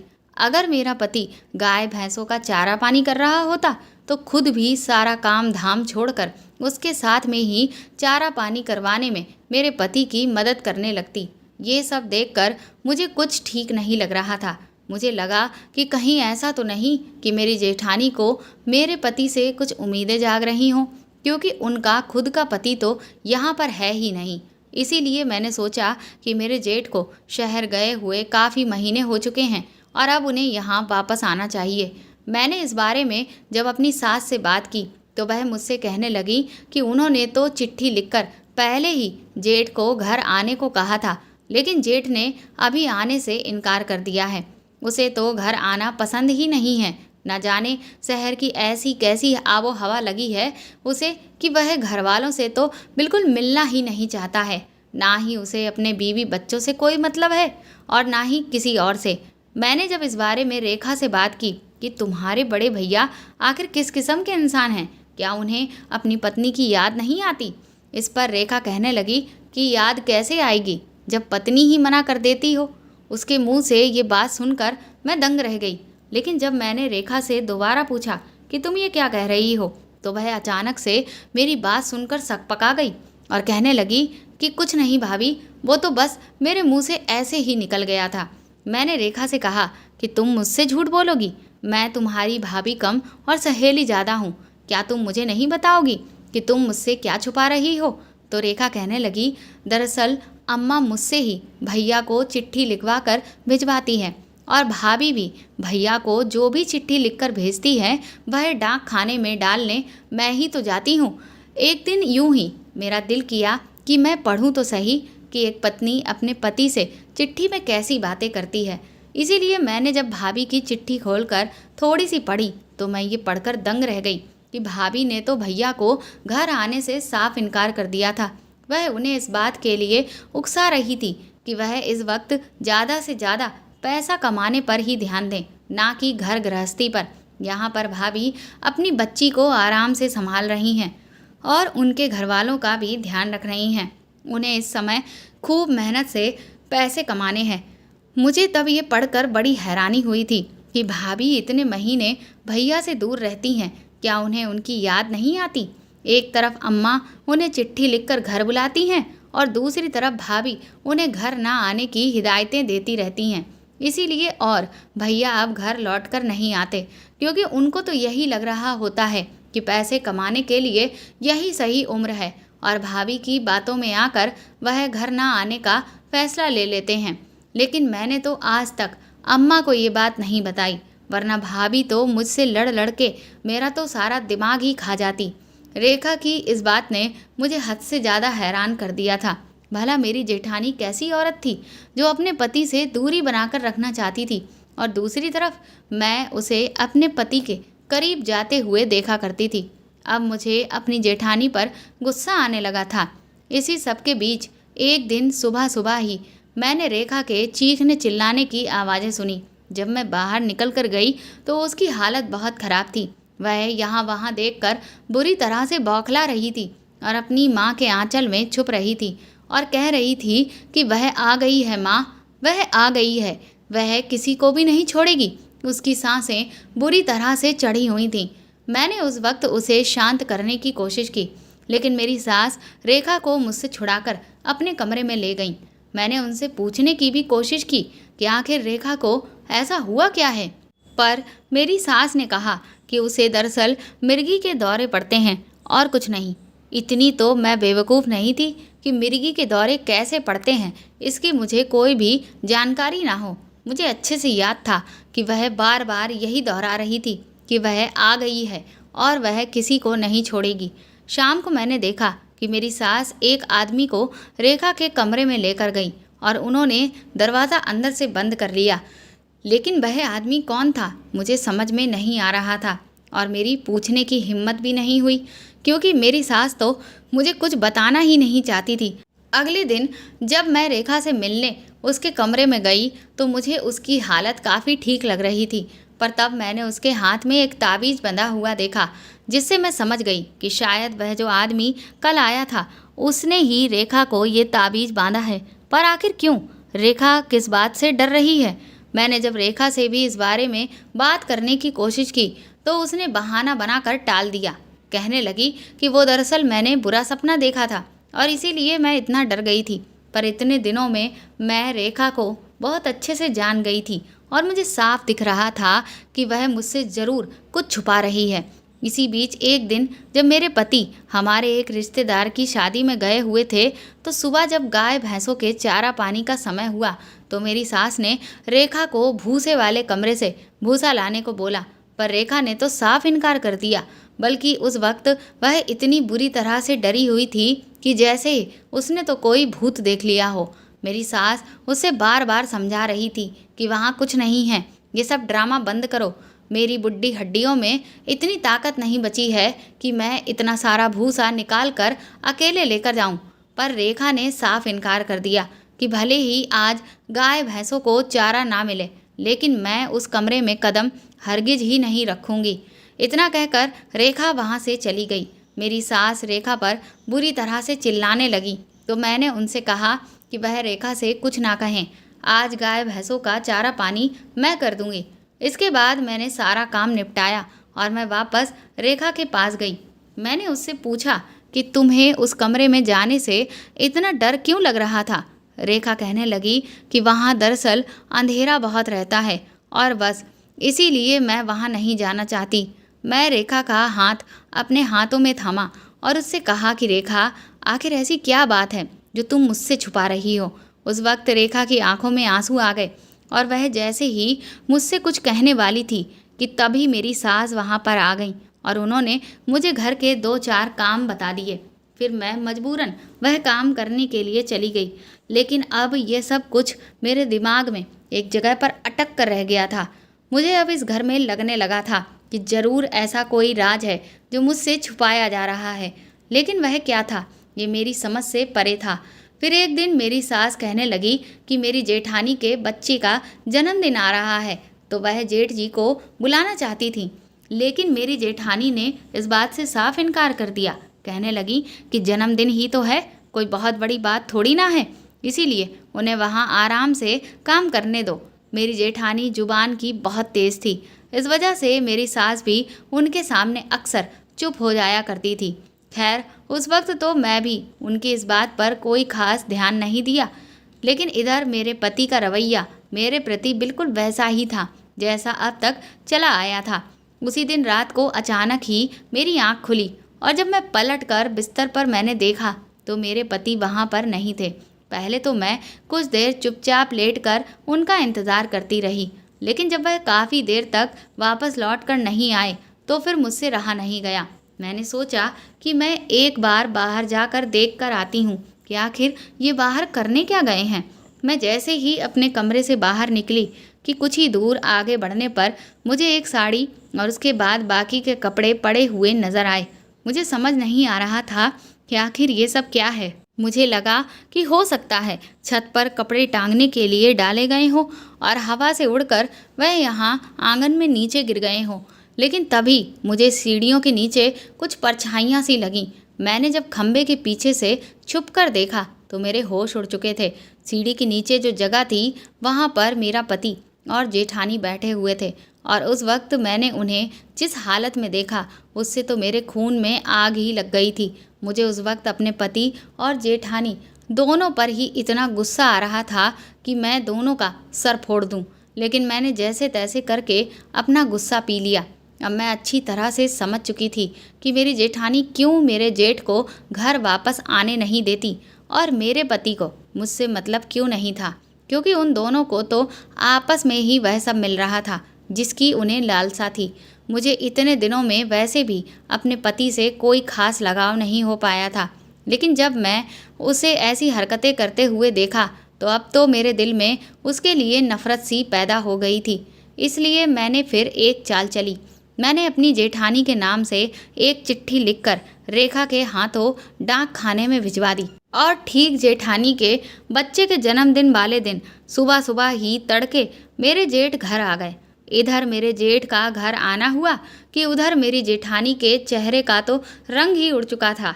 उनकी हालत खराब हो चुकी थी। साफ पता चल रहा था कि उन्हें जेठ के आने से कोई खास खुशी नहीं हुई थी और मेरा पति भी परेशान दिख रहा था। लेकिन मैंने अब सोच लिया था कि इन दोनों का पर्दाफाश अब मैं सारे घर वालों के सामने करके ही रहूँगी। ये जो खेल इतने समय से खेला जा रहा है उसे कुछ भी करके मुझे ख़त्म करना था। मेरे जेठ जब वापस शहर से आए तो वह सभी घर वालों के लिए कुछ न कुछ लेकर आए थे। मेरे लिए भी वह एक बहुत ही सुंदर सी साड़ी लेकर आए। शादी के बाद पहली बार मैं अपने जेठ से मिली थी। उन्हें देखकर मुझे उन पर बहुत तरस आ रहा था कि वह अपनी पत्नी पर इतना भरोसा करते हैं, लेकिन उनकी पत्नी उन्हें इस कदर धोखा दे रही थी। जेठ ने बताया कि वह अब 2 महीने की छुट्टी लेकर आए हैं और अब आराम से ही यहाँ से जाएंगे। तब तक थोड़ा खेती बाड़ी का काम देखेंगे। जेठ की ये बात सुनकर जेठानी तो बुरी तरह से बौखला गई थी और वह जेठ से लड़ने लगी कि वह इतने दिन की छुट्टी लेकर क्यों आए। तो मेरे जेठ ने कहा कि तुम भी बड़ी अजीब औरत हो, खुद ही तुमने मुझे चिट्ठी भिजवाकर यहाँ आने के लिए कहा और अब तुम खुद ही मुझसे झगड़ा कर रही हो। लेकिन मेरी जेठानी को तो कुछ भी समझ में नहीं आ रहा था, क्योंकि उसे नहीं पता था कि वह चिट्ठी तो मैंने भिजवाई थी। वह तो इतना दिमाग गर्म किए हुए बैठी थी कि अपने सोचने समझने की शक्ति ही खो बैठी थी और बार बार बस जेठ से इस बात को लेकर झगड़ा करने लगती थी कि अगर तुम 2 महीने यहाँ घर पर ही बैठे रहोगे तो फिर वहाँ कमाई कौन करेगा। जबकि जेठ उससे बार बार कह रहे थे कि मैंने कहा ना कि मैं यहाँ खेतों में काम करूँगा, खेती बाड़ी देखना भी तो बहुत ज़रूरी है। धीरे धीरे समय बीत रहा था और मेरे जेठ खेतों में काम करने के लिए जाने लगे थे। लेकिन एक दिन वह खेत से संबंधित अपनी समस्याएं सास को बताने लगे कि खेत में इस तरह के कीड़े लग रहे हैं जिससे फसल बहुत ख़राब हो रही है और मुझे तो समझ नहीं आ रहा कि मैं क्या करूं। मैंने जब उनकी बात सुनी तो मैंने उन्हें जो सबसे बेहतर उपाय था वह बताया, जिसे सुनकर वह बहुत खुश हो गए और मेरी बुद्धिमत्ता की तारीफ करने लगे और कहने लगे कि वाकई में रमेश को बहुत ही समझदार पत्नी मिली है। लेकिन उन्हें जो तरीका मैंने सुझाया था वह कुछ उन्हें समझ में नहीं आ रहा था। इसीलिए मैंने उनसे कहा कि आप चाहें तो मैं आपके साथ खेत पर चल सकती हूँ। इस पर पहले तो जेठ थोड़ा सा झिझके, लेकिन जब सास ने भी देखा कि इस विधि को अपनाने से घर को फ़ायदा हो सकता है तो उन्होंने कहा कि तुम इसके साथ में रेखा को भी लिए जाना। इसके बाद तो जैसे एक सिलसिला सा चल निकला। मैं अक्सर जेठ जी और रेखा के साथ खेत पर जाकर फसलों का ध्यान रखने लगी थी। गांव वालों को भी जब मेरी तरकीबों के बारे में पता चला तो उन्होंने भी मुझसे तरह तरह की विधियों के बारे में पूछना शुरू कर दिया और जब उन्हें फ़ायदा होने लगा तो वह सब भी मेरी बहुत तारीफ करने लगे और मुझे पैसे भी मिलने लगे। एक दिन जब हम सभी शाम को बैठकर एक साथ खाना खा रहे थे तो मेरे जेठ ने मुझसे कहा कि तुम्हें तो खेती बाड़ी की बहुत ही अच्छी समझ है, तो तुम खेती बाड़ी से संबंधित ही आगे की पढ़ाई क्यों नहीं करती हो। उनकी इस बात से मेरा तो मुंह ही उतर गया और मेरी सास का भी। इस पर तुरंत ही मेरी जेठानी तपाक से बोली कि बस अब यही तो रह गया है, तुम्हारा भी दिमाग खराब हो गया है। इसके घर वाले इसे पढ़ा नहीं पाए तो बस अब तुम ही तो रह गए हो इसके ठेकेदार। इस पर मेरे जेठ ने तुरंत ही जेठानी को डांटा कि वह अपनी ज़ुबान कम चलाया करे। उन्होंने कहा कि उसे इतनी अच्छी समझ है और अगर जिस चीज़ का ज्ञान है उससे संबंधित पढ़ाई करेगी तो अपने साथ साथ और भी लोगों का तो भला करेगी। उस दिन जेठ की बात सुनकर मेरे दिल में जो मेरे सपने थे वह एक बार फिर से उड़ान भरने लगे थे। अब तक जिस चीज़ की उम्मीद मैं अपने पति से लगाए बैठी थी वह उम्मीद मुझे मेरे जेठ में नज़र आ रही थी। थोड़ी देर के बाद हम सब अपने कमरे में सोने के लिए चले गए। मैं जब किचन में पानी पीने के लिए गई तभी मैंने जेठ और सास को कुछ ऐसी बातें करते सुना जिससे मैं दंग रह गई। जेठ कहने लगे कि क्या गीता को मंजू के बारे में पता है। इस पर मेरी सास ने तुरंत ही जेठ को इशारा किया कि वह धीरे से बात करे। वह कहने लगी कि गीता को मंजू के बारे में कुछ नहीं पता और ना ही कभी पता चलना चाहिए। इसी में हम सबकी भलाई है, क्योंकि अगर एक बार यहाँ से ये बात उछली तो गांव तक जाएगी और जैसे तैसे हम लोगों ने इस बात को दबा लिया है। मेरे जेठ मेरी सास से नाराज़ होकर कहने लगे कि माँ, तुमने ये बहुत बड़ा पाप किया है और देख लेना तुम्हारे इस पाप की सज़ा कहीं हम सब घर वालों को ना मिले। इतना कहकर मेरे जेठ तो वहाँ से चले गए, लेकिन मुझे समझ नहीं आ रहा था कि आखिर जेठ ये सब क्या बातें कर रहे थे। अगले ही दिन मैं रेखा के पास गई और मैंने रेखा से पूछा कि ये मंजू कौन है। मेरे इस सवाल से रेखा अचानक ही लड़खड़ाकर नीचे गिर गई। उसकी ऐसी हालत देखकर मैं तो दंग ही रह गई थी। उसकी सांसें बुरी तरह से चढ़ गईं। मैंने उससे कहा कि आखिर कौन है ये मंजू जिसका नाम सुनते ही तुम्हारी हालत ऐसी हो गई। लेकिन रेखा तो इतनी बुरी तरह से घबरा गई कि जैसे मैंने न जाने क्या पूछ लिया हो। वह मुझसे बचकर बाहर निकलना चाहती थी, पर मैंने उस दिन रेखा को अपनी कसम खिलाकर कहा कि अगर आज तुमने मुझे मेरे सारे सवालों का जवाब नहीं दिया तो मैं कभी भी फिर तुमसे बात नहीं करूँगी। इसके बाद रेखा ने मुझे जो कुछ भी बताया, इसकी कल्पना तो मैंने कभी सपने में भी नहीं की थी। दरअसल मंजू मेरे पति की पहली पत्नी थी, जिसने खुद को आग में जलाकर ख़त्म कर दिया था। लेकिन इन सभी घरवालों ने मिलकर उसको रातों रात भूसे वाले कमरे में दफना दिया और गांव में सब जगह ये बात फैला दी कि मंजू तो कहीं किसी के साथ भाग गई है। मंजू के घरवालों में कोई भी नहीं था, इसीलिए अब इस दुनिया में कोई ऐसा नहीं था जो उसके बारे में पता करता, और बस इस बात को ठंडा कर दिया गया। रेखा ने मुझे ये भी बताया कि मेरे चाचा को मंजू के बारे में सब कुछ पता था और मुझे इस बात की खबर ना चले, इसके बदले में मेरे चाचा चाची ने मेरे ससुराल वालों से ढेर सारे पैसे लिए थे। अब मुझे समझ आ रहा था कि वह पैसे मेरे चाचा चाची को किस लिए दिए गए थे और पूरे घर को छोड़कर सिर्फ किचन में ही पेंट क्यों किया गया है, ताकि किचन में जो आग के निशान थे उन्हें पूरी तरह से छुपाया जा सके। मैंने रेखा से सवाल किया कि लेकिन मंजू ने आखिर खुद के साथ ऐसा क्यों किया। इस सवाल पर रेखा ने चुप्पी साध ली, लेकिन मैंने उसे झकझोरते हुए कहा कि आज मुझे हर हाल में तुमसे पूरी सच्चाई सुननी है, वरना तुम्हारी खैर नहीं। इसके बाद रेखा अजीब तरह से यहाँ वहाँ पहले तो देखने लगी, फिर डरते हुए कहने लगी कि वह मरी नहीं है, वह आज भी इस घर में भटकती है और देखना वह हम में से किसी को भी नहीं छोड़ेगी। मैंने कहा क्यों, वह हम सबको क्यों नहीं छोड़ेगी। रेखा कहने लगी क्योंकि उसकी मौत हम सब की वजह से हुई। मैंने रेखा से कहा कि तुम मुझे साफ साफ बताओ आखिर बात क्या है। इसके बाद रेखा ने कहा कि दरअसल रमेश भैया और बड़ी भाभी के दोनों के बीच में गलत रिश्ता है, जिसके बारे में मंजू को पता चल गया था। और मंजू ने जब इस बात की शिकायत खुलेआम हम सबसे की तो माँ ने इस बात को दबा दिया, क्योंकि माँ रमेश भैया से बहुत प्यार करती है और वह बचपन से ही उसकी हर गलती को छुपाती आई है। और उसने इस बार भी उसकी इस गलती को छुपा दिया और डांट डपट के पट्टी पढ़ा के मंजू भाभी को भी शांत करा दिया। लेकिन जब से मंजू भाभी को भैया और बड़ी भाभी के बारे में पता चला था, तब से तो बड़ी भाभी और भी ज़्यादा शेर हो गई थी। वह तो खुलेआम मंजू भाभी के सामने ही उनके पति के साथ वह सब करती जो एक पत्नी कभी भी नहीं देख सकती थी। इससे वह बेचारी दिमागी रूप से परेशान रहने लगी। मैंने रेखा से कहा कि लेकिन तुम्हारे बड़े भैया वह यह सब कैसे बर्दाश्त कर गए। तो रेखा ने बताया कि बड़े भैया को तो इस बारे में कोई जानकारी ही नहीं। उन्हें तो घर में सबने यही बताया कि मंजू पर किसी ऊपरी आत्मा का साया था, जिस वजह से उसकी दिमागी हालत खराब हो गई और उसने खुद को ख़त्म कर लिया और अपना खेल बड़ी भाभी आराम से खेल सकें। इसीलिए वह कभी भी बड़े भैया को यहाँ आने ही नहीं देती है और घर में सुख शांति बनी रहे, इस वजह से अम्मा भी किसी से कुछ नहीं कहती। मैंने रेखा से कहा कि जब तुम्हारा छोटा भाई अपनी भाभी के साथ ही खुश था तो फिर तुम लोगों ने उसकी शादी मुझसे क्यों कराई। तो रेखा कहने लगी कि समाज को दिखाने के लिए ये सब किया गया और अम्मा को लगा कि शायद दूसरी बहू आ जाएगी तो भैया और भाभी सुधर जाएंगे, लेकिन ऐसा कुछ भी नहीं हुआ। वह लोग तो अभी भी अपनी मनमर्जी करते हैं। मुझे इसीलिए बड़ी भाभी से और छोटे भैया से बहुत नफरत होती है, लेकिन मैं कर भी क्या सकती हूँ, मेरी तो यहाँ कोई सुनने वाला भी नहीं है।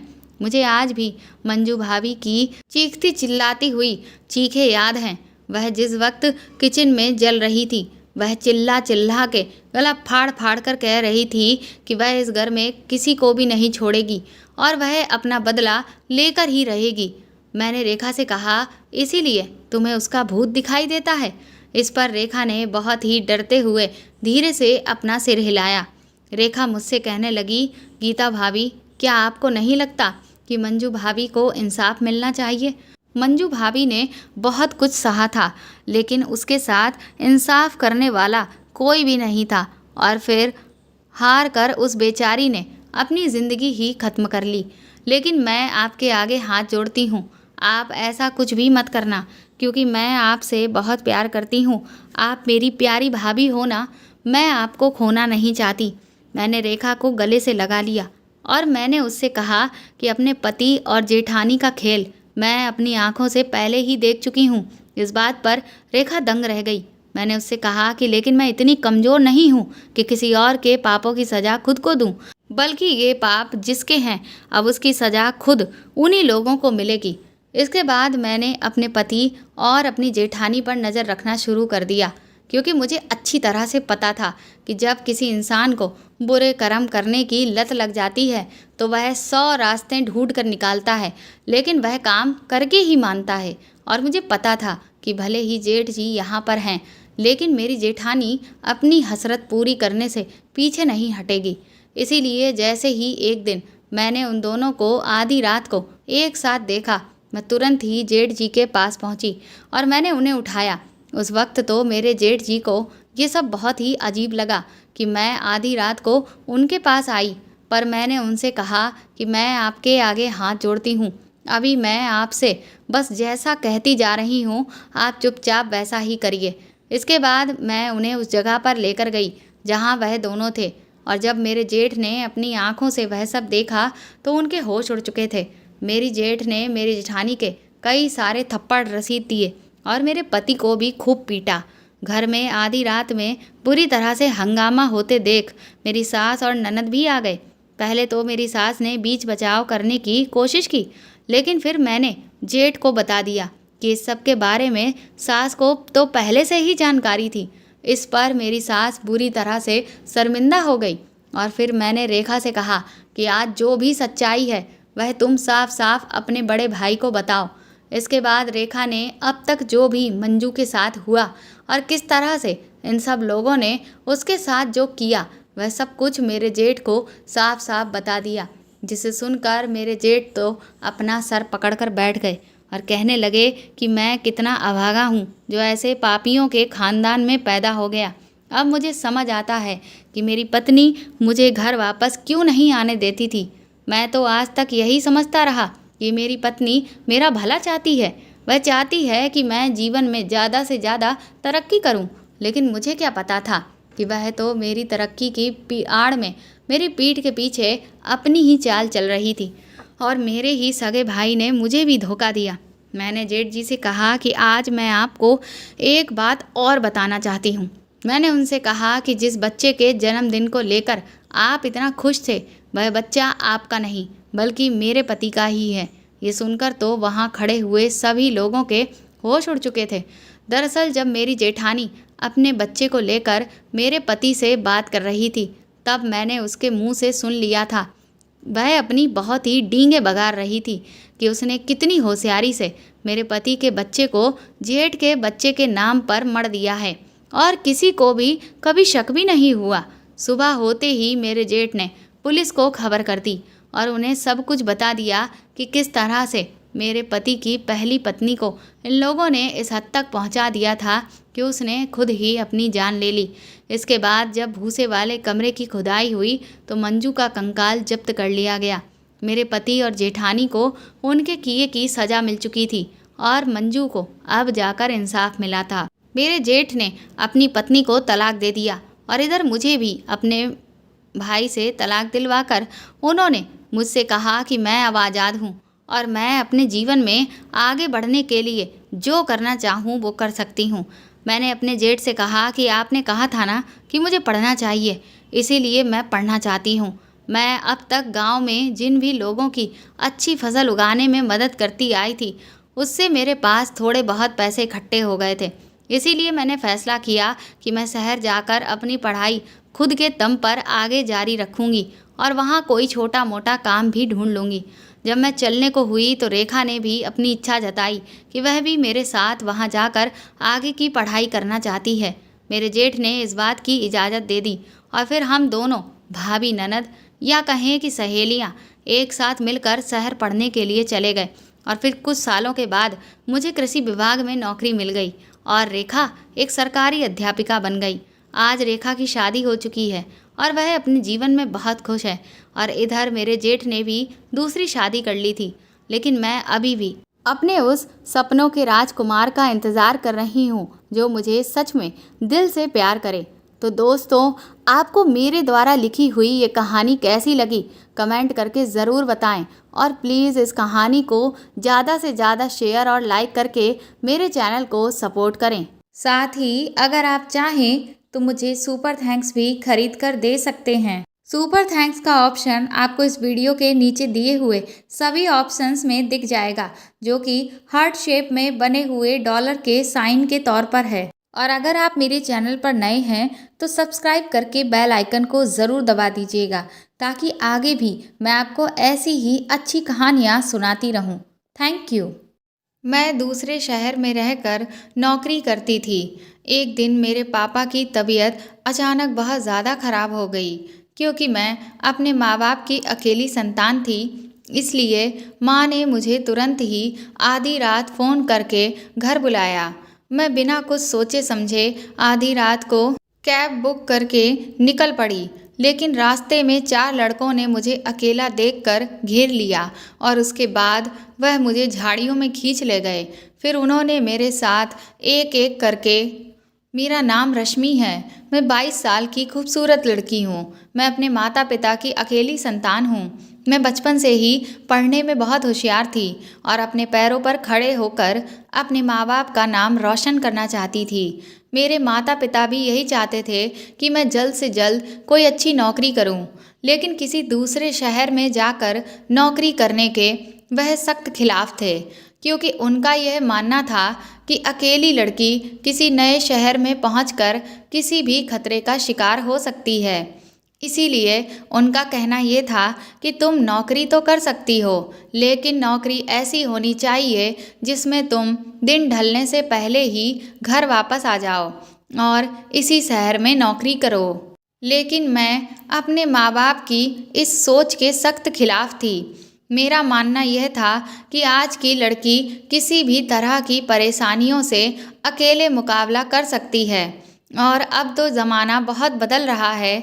अब तो लड़कियां देर रात तक ऑफिस में काम करती हैं और अकेले रहकर नए शहर में अपनी नौकरी के साथ साथ सब कुछ अच्छे से मैनेज कर लेती हैं।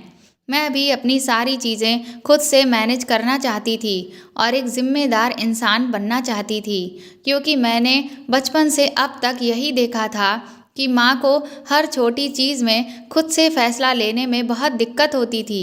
वह कोई भी फ़ैसला पिताजी की राय के बिना ले ही नहीं पाती थी, जबकि मैंने अक्सर उन्हें समझाया था कि कम से कम घर की चीज़ों में तो वह खुद पर भरोसा करके फ़ैसला ले सकती हैं। लेकिन पिताजी ने शुरू से उन्हें किसी भी चीज़ में आगे नहीं रखा, जिसकी वजह से वह हर छोटी चीज़ के लिए पिताजी पर निर्भर हो गई थीं। अगर उन्हें बाजार भी जाना होता तब भी उन्हें किसी न किसी सहारे की ज़रूरत होती। मुझे इन सब चीज़ों से बहुत गुस्सा आता था, क्योंकि मेरा मानना यह था कि हर इंसान को इतना ज़िम्मेदार तो होना ही चाहिए कि वह सही वक्त पर सही फैसला खुद से ले सके, ना कि हर छोटी चीज़ के लिए दूसरों पर निर्भर हो।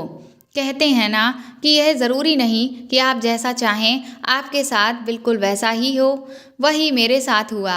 मेरे माता पिता यह चाहते थे कि मैं उसी शहर में नौकरी करूं, लेकिन मेरी नौकरी जब दूसरे शहर में लगी तो उन्हें बहुत गहरा धक्का लगा। उन्होंने मुझे नौकरी करने से मना कर दिया, लेकिन वह नौकरी बहुत अच्छी थी जिससे मेरा फ्यूचर और भी ज़्यादा ब्राइट हो सकता था, जिसके लिए मैंने उन्हें जैसे तैसे मना लिया और यह वादा किया कि मैं कोई भी मुसीबत आने नहीं दूंगी। और अपनी ज़िद पर मैं दूसरे शहर में नौकरी करने के लिए आ गई। मैं एक आत्मविश्वास से भरी हुई लड़की थी, इसलिए बहुत ही जल्द मैंने सारी चीज़ें बहुत अच्छे से मैनेज कर लीं। अपने रहने का इंतज़ाम भी बहुत अच्छी जगह कर लिया, जहां मैं सुरक्षित महसूस करती थी, और ऑफिस में भी मैंने काफ़ी अच्छे से सारे कामों को समझ लिया था। सब कुछ बहुत अच्छा चल रहा था। बस अगर प्रॉब्लम थी तो बस इस चीज़ की कि मेरे ऑफिस का काम इतना ज़्यादा होता था कि अक्सर मुझे बहुत लेट हो जाता था, जिसकी वजह से मेरे घर में मम्मी पापा बहुत टेंशन में रहते थे और इसीलिए रोज़ रात को 9 बजते ही उनका फ़ोन मेरे पास आना शुरू हो जाता था, ये पूछने के लिए कि मैं घर पहुंची या नहीं। और फिर जब तक मैं अपने फ्लैट पर ना पहुंच जाती तब तक वह मुझे बार बार फ़ोन करके पूछते ही रहते। इन दिनों काम कुछ ज़्यादा ही बढ़ गया था, जिस कारण मुझे अक्सर रात का 11 बज जाता था। वैसे तो मुझे ज़्यादा डर नहीं लगता था, लेकिन मेरा फ्लैट ऐसी जगह पर था जहाँ से मुझे एक सुनसान पुलिया को पार करके जाना पड़ता था। लेकिन फिर भी मैं खुद पर भरोसा करते हुए तेज़ कदमों से वहाँ से जल्दी से निकल जाया करती थी। मेरे दिन इसी तरह से बीत रहे थे कि एक दिन रात को 10 बजे के करीब मेरे पास अचानक से माँ का फ़ोन आया कि तुम्हारे पापा को हार्ट अटैक हुआ है, तुम अभी के अभी जल्दी से यहाँ आ जाओ। पापा के हार्ट अटैक की बात सुनकर तो मैं बुरी तरह से घबरा गई। मुझे कुछ भी समझ नहीं आ रहा था। मैंने माँ को बोला कि आप उन्हें तुरंत ही अस्पताल लेकर जाओ, मैं भी यहाँ से तुरंत ही निकल रही हूँ। फ़ोन रखते ही मैंने ऑफिस में इधर उधर देखा तो मेरा कोई भी सहकर्मी ऑफिस में नहीं था। मुझे छोड़कर बाकी सब अपने घर को जा चुके थे। अब तो मुझे कुछ भी समझ नहीं आ रहा था कि मैं क्या करूं। फिर मैंने जल्दी से अपना सामान पैक किया और एक कैब बुक कर ली। मैंने सोचा कैब बुक करके मैं सीधा घर पहुंच जाती हूँ। रास्ते में कहीं रुकना नहीं होगा तो कोई टेंशन भी नहीं होगी। मेरा घर मेरे ऑफिस से करीब 3 घंटे की दूरी पर था। जल्दी जल्दी मैंने कैब बुक की और ऑफिस के बाहर आकर अपनी कैब का इंतज़ार करने लगी। तभी माँ का मेरे पास दोबारा से फ़ोन आया। वह बोली कि डॉक्टर ने ऑपरेशन करने को बोला है, लेकिन वह एक फॉर्म पर साइन करवा रहे हैं जिसमें यह लिखा है कि अगर तुम्हारे पापा को कुछ हो गया तो इसमें उनकी कोई जिम्मेदारी नहीं है और यह ऑपरेशन हमारी इजाज़त से हो रहा है। मैंने माँ से कहा कि आप उस फॉर्म पर साइन कर दीजिए, लेकिन मेरी माँ बुरी तरह से घबराई हुई थी और रोने लगी। वह बोली, मैं साइन नहीं कर पाऊंगी, मैं इतना बड़ा फैसला खुद से नहीं कर सकती। रश्मि, तुम जितना जल्दी हो सके यहाँ आ जाओ। मुझे कुछ समझ नहीं आ रहा था कि अब मैं क्या करूँ। मैंने माँ को बहुत समझाया कि माँ, कम से कम इस घड़ी में तो आप फैसला लें, लेकिन वह लगातार सिर्फ रोए ही चली जा रही थी और रट लगाए जा रही थी कि तुम जल्दी से आ जाओ और खुद आकर यह फैसला लो कि पापा का ऑपरेशन करवाना है या नहीं। ऐसी हड़बड़ाहट में मुझे कुछ भी समझ नहीं आ रहा था और दूसरी तरफ कैब भी जल्दी नहीं आ रही थी। मैंने माँ से कहा कि आप फिक्र मत करिए, मैं बस यहाँ से निकल ही रही हूँ। मैंने सोचा एक बार मैं कैब में बैठ जाऊँ, तब मैं माँ को आराम से समझा दूँगी। उसके बाद थोड़ी देर के ही बाद मेरी कैब आ गई। कैब में बैठते ही मैंने ड्राइवर को ओटीपी बताया और पहुंचने का एड्रेस बताया।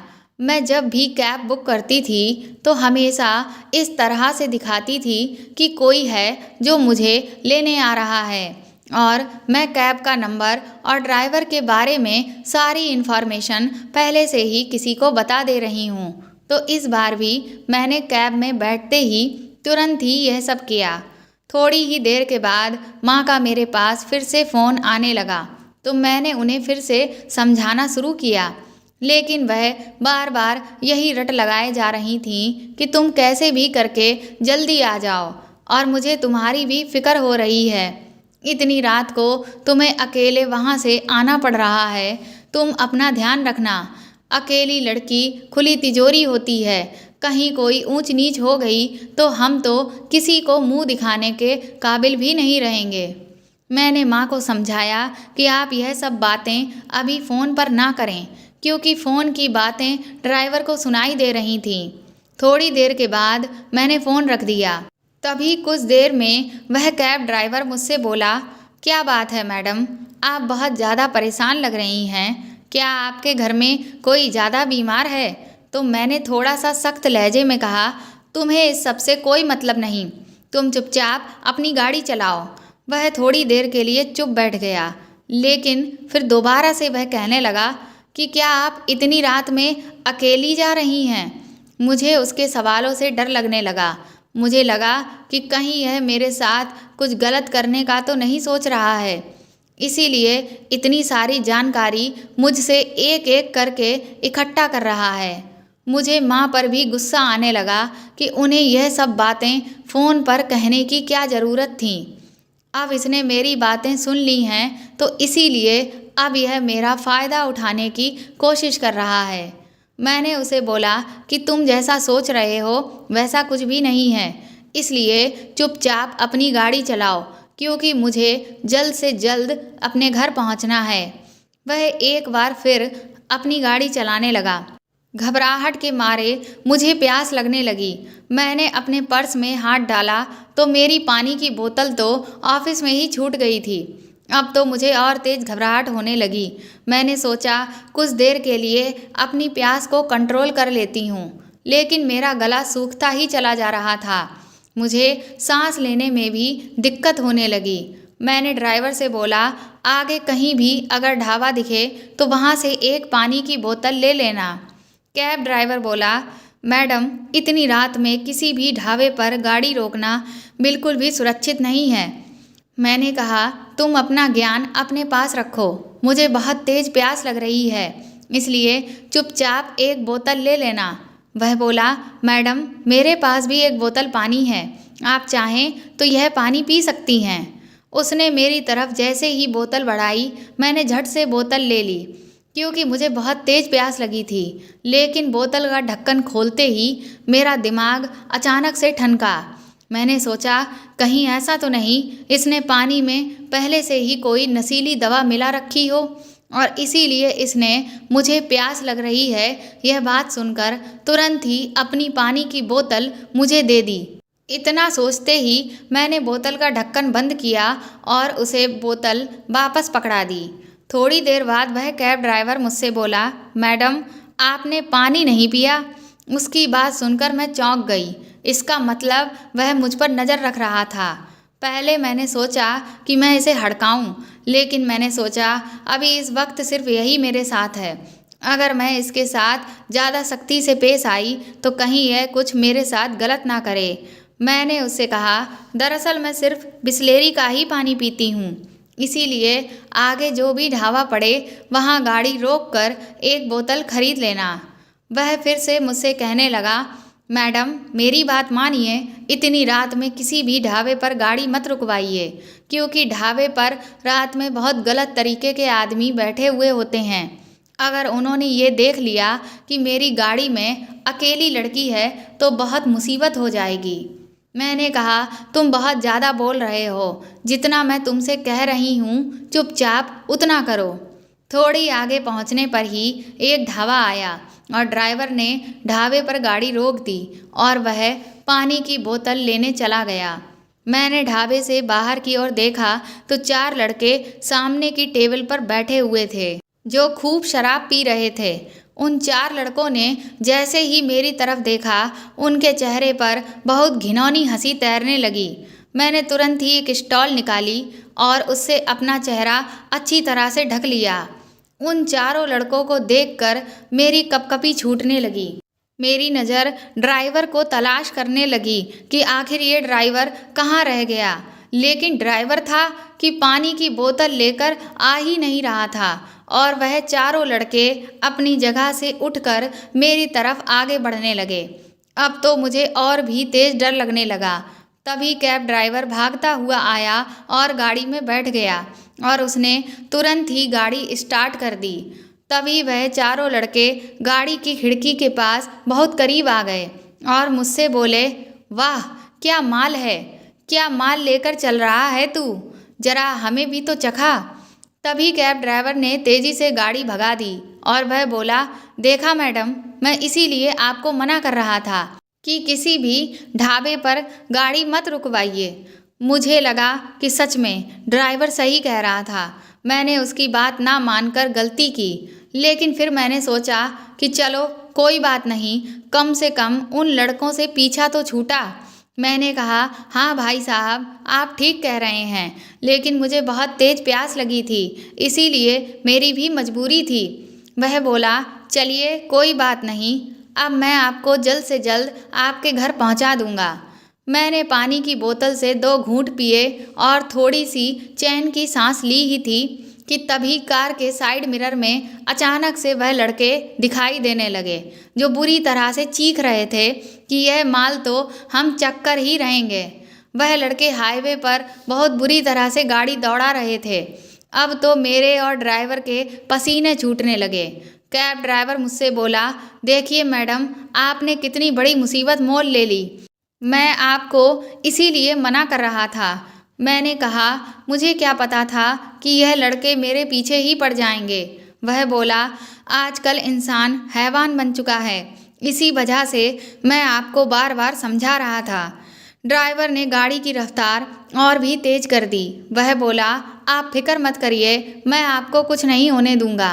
वह पूरी स्पीड से गाड़ी को हाईवे पर दौड़ा रहा था, लेकिन वह लड़के भी अपनी गाड़ी की स्पीड बढ़ाकर हमारी कैब की बराबरी करने की पूरी कोशिश कर रहे थे, जिसकी वजह से बार बार उनकी गाड़ी से हमारी कैब में टक्कर हो रही थी। कैब ड्राइवर ने तुरंत ही मुझसे कहा, मैडम, पुलिस को फ़ोन लगाइए, नहीं तो हम बहुत बड़ी मुसीबत में फंस जाएंगे। इस घबराहट में मैं तो पुलिस के बारे में भूल ही गई थी। अभी तक मैं कैब ड्राइवर पर शक कर रही थी, लेकिन अब मुझे कैब ड्राइवर में भगवान नज़र आ रहा था। मैंने तुरंत ही पुलिस को फ़ोन लगाना शुरू किया तो देखा कि मेरे फ़ोन में नेटवर्क ही नहीं थे। मैंने कहा, भैया, मेरे फ़ोन के नेटवर्क जा चुके हैं। कैब ड्राइवर ने तुरंत ही अपना फ़ोन मेरी तरफ बढ़ाया और बोला, मैडम, आप मेरे फ़ोन से नंबर मिलाती रहिए। मैंने जब उसका फ़ोन देखा तो उसके फ़ोन में भी नेटवर्क जा चुके थे। अब तो मेरे हाथ पैर कांपने लगे। अब मुझे कुछ भी समझ नहीं आ रहा था। मेरे दिमाग ने काम करना बंद कर दिया था। लेकिन कैब ड्राइवर अभी भी लगातार मुझसे कहे जा रहा था कि मैडम, आप दोनों फ़ोन में लगातार कोशिश करती रहिए, हो सकता है कहीं पर नेटवर्क आ जाए और पुलिस का नंबर लग जाए। वह एक ओर से पूरी रफ्तार से गाड़ी दौड़ा रहा था तो दूसरी तरफ वह मुझे भी कोशिश करने को लगातार बोलता जा रहा था। तभी उन लड़कों की गाड़ी ने हमारी कैब को एक जोरदार टक्कर मारी और उनकी गाड़ी ठीक हमारी कैब के बराबर चलने लगी। उनमें से एक लड़के ने मुझे आंख मारी और दूसरा बोला, रानी, आज तो तुझे हम अपना बनाकर ही रहेंगे, चाहे कुछ भी हो जाए। वह नशे में इतनी बुरी तरह से गाड़ी दौड़ा रहे थे कि उनकी गाड़ी लहरा रही थी और वह बार बार हमारी कैब को टक्कर मार रहे थे। कैब ड्राइवर बोला, मैडम, आज तो मुझे लगता है कि मैं जिंदा नहीं बचूंगा। यह लोग तो एक्सीडेंट करके ही मानेंगे और अगर एक बार गाड़ी रुक गई तो मैं तो अकेला हूँ। मैं आपको कैसे बचा पाऊँगा? यह तो चार हैं और यह चारों मिलकर मेरा तो जो करेंगे सो करेंगे, लेकिन आपके साथ तो दरिंदगी की सारी हदें पार कर देंगे। अब मेरे दिमाग में मेरे मम्मी पापा की सारी हिदायतें घूमने लगीं कि अकेली लड़की खुली तिजोरी की तरह होती है, जिसे लूटने के लिए हर कोई मुंह फैलाए खड़ा रहता है। अब मुझे खुद पर भी गुस्सा आने लगा कि मैंने इतना ओवर कॉन्फिडेंट होकर दूसरे शहर में नौकरी करने का फैसला आखिर किया तो किया ही क्यों। लेकिन अब मैं जिस सिचुएशन में फंस चुकी थी उससे निकल पाना मुझे नामुमकिन लग रहा था, क्योंकि ना तो फ़ोन में नेटवर्क था और ना ही मुझे कोई मदद दिखाई दे रही थी, बल्कि उल्टा मुझे ऐसा लग रहा था कि मेरी वजह से आज यह कैब ड्राइवर भी बिना बात मारा जाएगा। मेरे ओवर कॉन्फिडेंस की वजह से मैंने कैब ड्राइवर की बात नहीं मानी। अगर मैंने उसकी बात मानकर ढाबे पर गाड़ी नहीं रुकवाई होती तो अब तक मैं सुरक्षित अपने घर की तरफ जा रही होती, लेकिन मैंने खुद ही अपने पैरों पर कुल्हाड़ी मार ली। दूसरी तरफ मुझे माँ पर भी गुस्सा आ रहा था कि अगर पापा के ऑपरेशन का फैसला वो खुद से ले लेती तो पापा का ऑपरेशन भी अच्छे से हो जाता और मैं सुबह होते ही वहाँ अस्पताल में पहुँच जाती। बिना बात मुझे आधी रात को निकलना नहीं पड़ता और ये जोखिम नहीं उठाना पड़ता। वह चारों दरिंदे मेरी कैब में बार बार टक्कर मार रहे थे, लेकिन इधर फ़ोन में नेटवर्क था कि आने का नाम ही नहीं ले रहा था कि तभी अचानक उन लोगों ने एक बहुत ज़ोरदार टक्कर हमारी कैब में मारी, जिससे हमारी कैब घसीट कर आगे जाकर रुक गई। उन चारों ने उतरते ही कैब ड्राइवर को पीटना शुरू कर दिया और मुझे खींचकर गाड़ी से बाहर निकाल लिया। मैंने उनसे हाथापाई करने की कोशिश की, लेकिन वह बहुत हट्टे कट्टे लड़के थे। उन्होंने मुझे कसकर दबोच लिया। कैब ड्राइवर ने भी उनके साथ मारपीट करने की कोशिश की, लेकिन वो अकेला बेचारा उन चारों का सामना नहीं कर पाया। वह उसे बुरी तरह से पीटने लगे। तभी उनमें से एक बोला, इसको यहीं पर बांध कर डाल दे। इस पर अपना समय क्यों खराब कर रहे हैं? इसको बांध और जल्दी से इस लड़की को लेकर झाड़ियों में चल, क्योंकि अब मुझसे सब्र नहीं हो रहा है। उन्होंने कैब ड्राइवर को बांधकर वहीं डाल दिया और मुझे घसीटते हुए झाड़ियों की तरफ लेकर जाने लगे, जहां घनघोर अंधेरा था। मैं मदद के लिए बुरी तरह से चीख चिल्ला रही थी, लेकिन वहां मेरी कोई भी सुनने वाला नहीं था। उसके बाद उन्होंने मेरे कपड़े एक एक कर फाड़ने शुरू कर दिए और फिर तो उन्होंने वह किया जिसकी मैंने कभी कल्पना भी नहीं की थी। उन्होंने अपने भी सारे कपड़े हटा दिए और फिर वह एक एक करके मेरे साथ। मैं अभी भी बुरी तरह से चिल्ला रही थी। उनमें से पहला लड़का जैसे ही मेरे ऊपर आया, वैसे ही मुझे पुलिस के सायरन की आवाज़ सुनाई दी। पुलिस के सायरन की आवाज़ सुनते ही मेरी जान में जान वापस आई और तभी तुरंत ही पुलिस ने आकर उन चारों को पकड़ लिया। मैं इतनी बुरी तरह से घबराई हुई थी कि मुझे अपने कपड़े सही करने का होश ही नहीं रहा। लेकिन लेडी कांस्टेबल ने तुरंत ही मुझे मेरे सारे कपड़े पहनाए और उठाकर गाड़ी के पास लेकर गई। जब मैं वापस कैब के पास पहुंची तो कैब ड्राइवर लहूलुहान खड़ा था। पुलिस वहां अचानक से कैसे आ गई, यह हमें समझ नहीं आया। तो पुलिस ने बताया कि हाईवे पर हर गाड़ी के चलने की एक स्पीड तय होती है, लेकिन हाईवे पर लगे कैमरा में हमने यह रिकॉर्ड किया था कि 2 गाड़ियां मानक स्पीड से ज़्यादा तेज रफ्तार में लगातार 1 घंटे से दौड़े चली जा रही हैं। इसीलिए हमने तुरंत ही एक्शन लिया और उन गाड़ियों को पकड़ने के लिए निकल पड़े और तुरंत एक्शन लेकर हमने बहुत अच्छा काम किया, नहीं तो आज बहुत बड़ी घटना हो जाती। पुलिस ने बताया, जब हम घटना स्थल पर पहुंचे तो वहां कैब ड्राइवर ने हमसे कहा कि आप मुझे खोलने से पहले जल्दी से उन झाड़ियों की तरफ जाइए, क्योंकि वहां 4 दरिंदे एक लड़की के साथ गलत काम कर रहे हैं। उसकी ज़िंदगी बर्बाद होने से पहले उसे बचा लीजिए। पुलिस की बात सुनते ही मैं कैब ड्राइवर के पैरों में गिर पड़ी। मैंने कहा, भैया मुझे माफ़ कर दीजिए, मैंने आपके साथ बहुत गलत तरीके से बात की, लेकिन आप तो मेरे रक्षक थे। आपका बहुत धन्यवाद।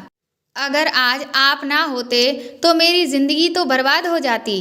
कैब ड्राइवर बोला, मैडम इस दुनिया का हर आदमी दरिंदा नहीं है। हमारे घर में भी माँ बहन हैं और हमें भी अच्छे से पता है कि एक औरत की इज्जत उसके लिए कितनी मायने रखती है।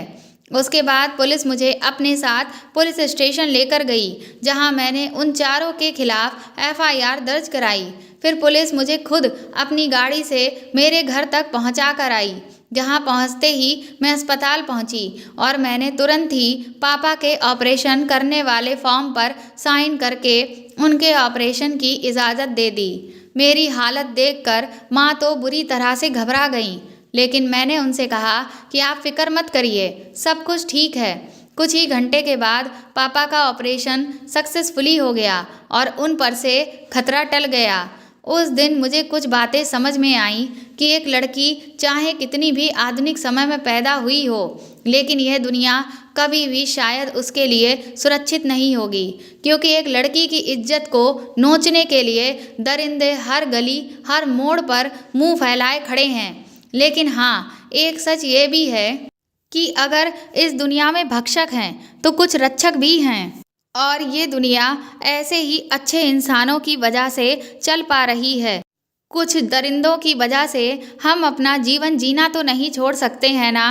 पेट भरने के लिए हमें बाहर निकलना ही पड़ेगा और अपने पैरों पर खड़ा होना तो अपने जीवन के लिए सबसे ज़रूरी है।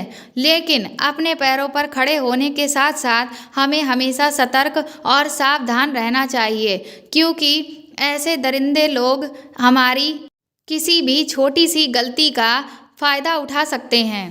तो दोस्तों, आपको मेरी ये कहानी कैसी लगी कमेंट करके ज़रूर बताएं और प्लीज़ मेरे चैनल को सपोर्ट करें। इस कहानी को ज़्यादा से ज़्यादा शेयर और लाइक करें, और अगर आप मेरे चैनल पर नए हैं तो सब्सक्राइब करके बेल आइकन को ज़रूर दबा दें, ताकि आगे भी मैं आपको ऐसी ही अच्छी कहानियाँ सुनाती रहूँ। Thank you.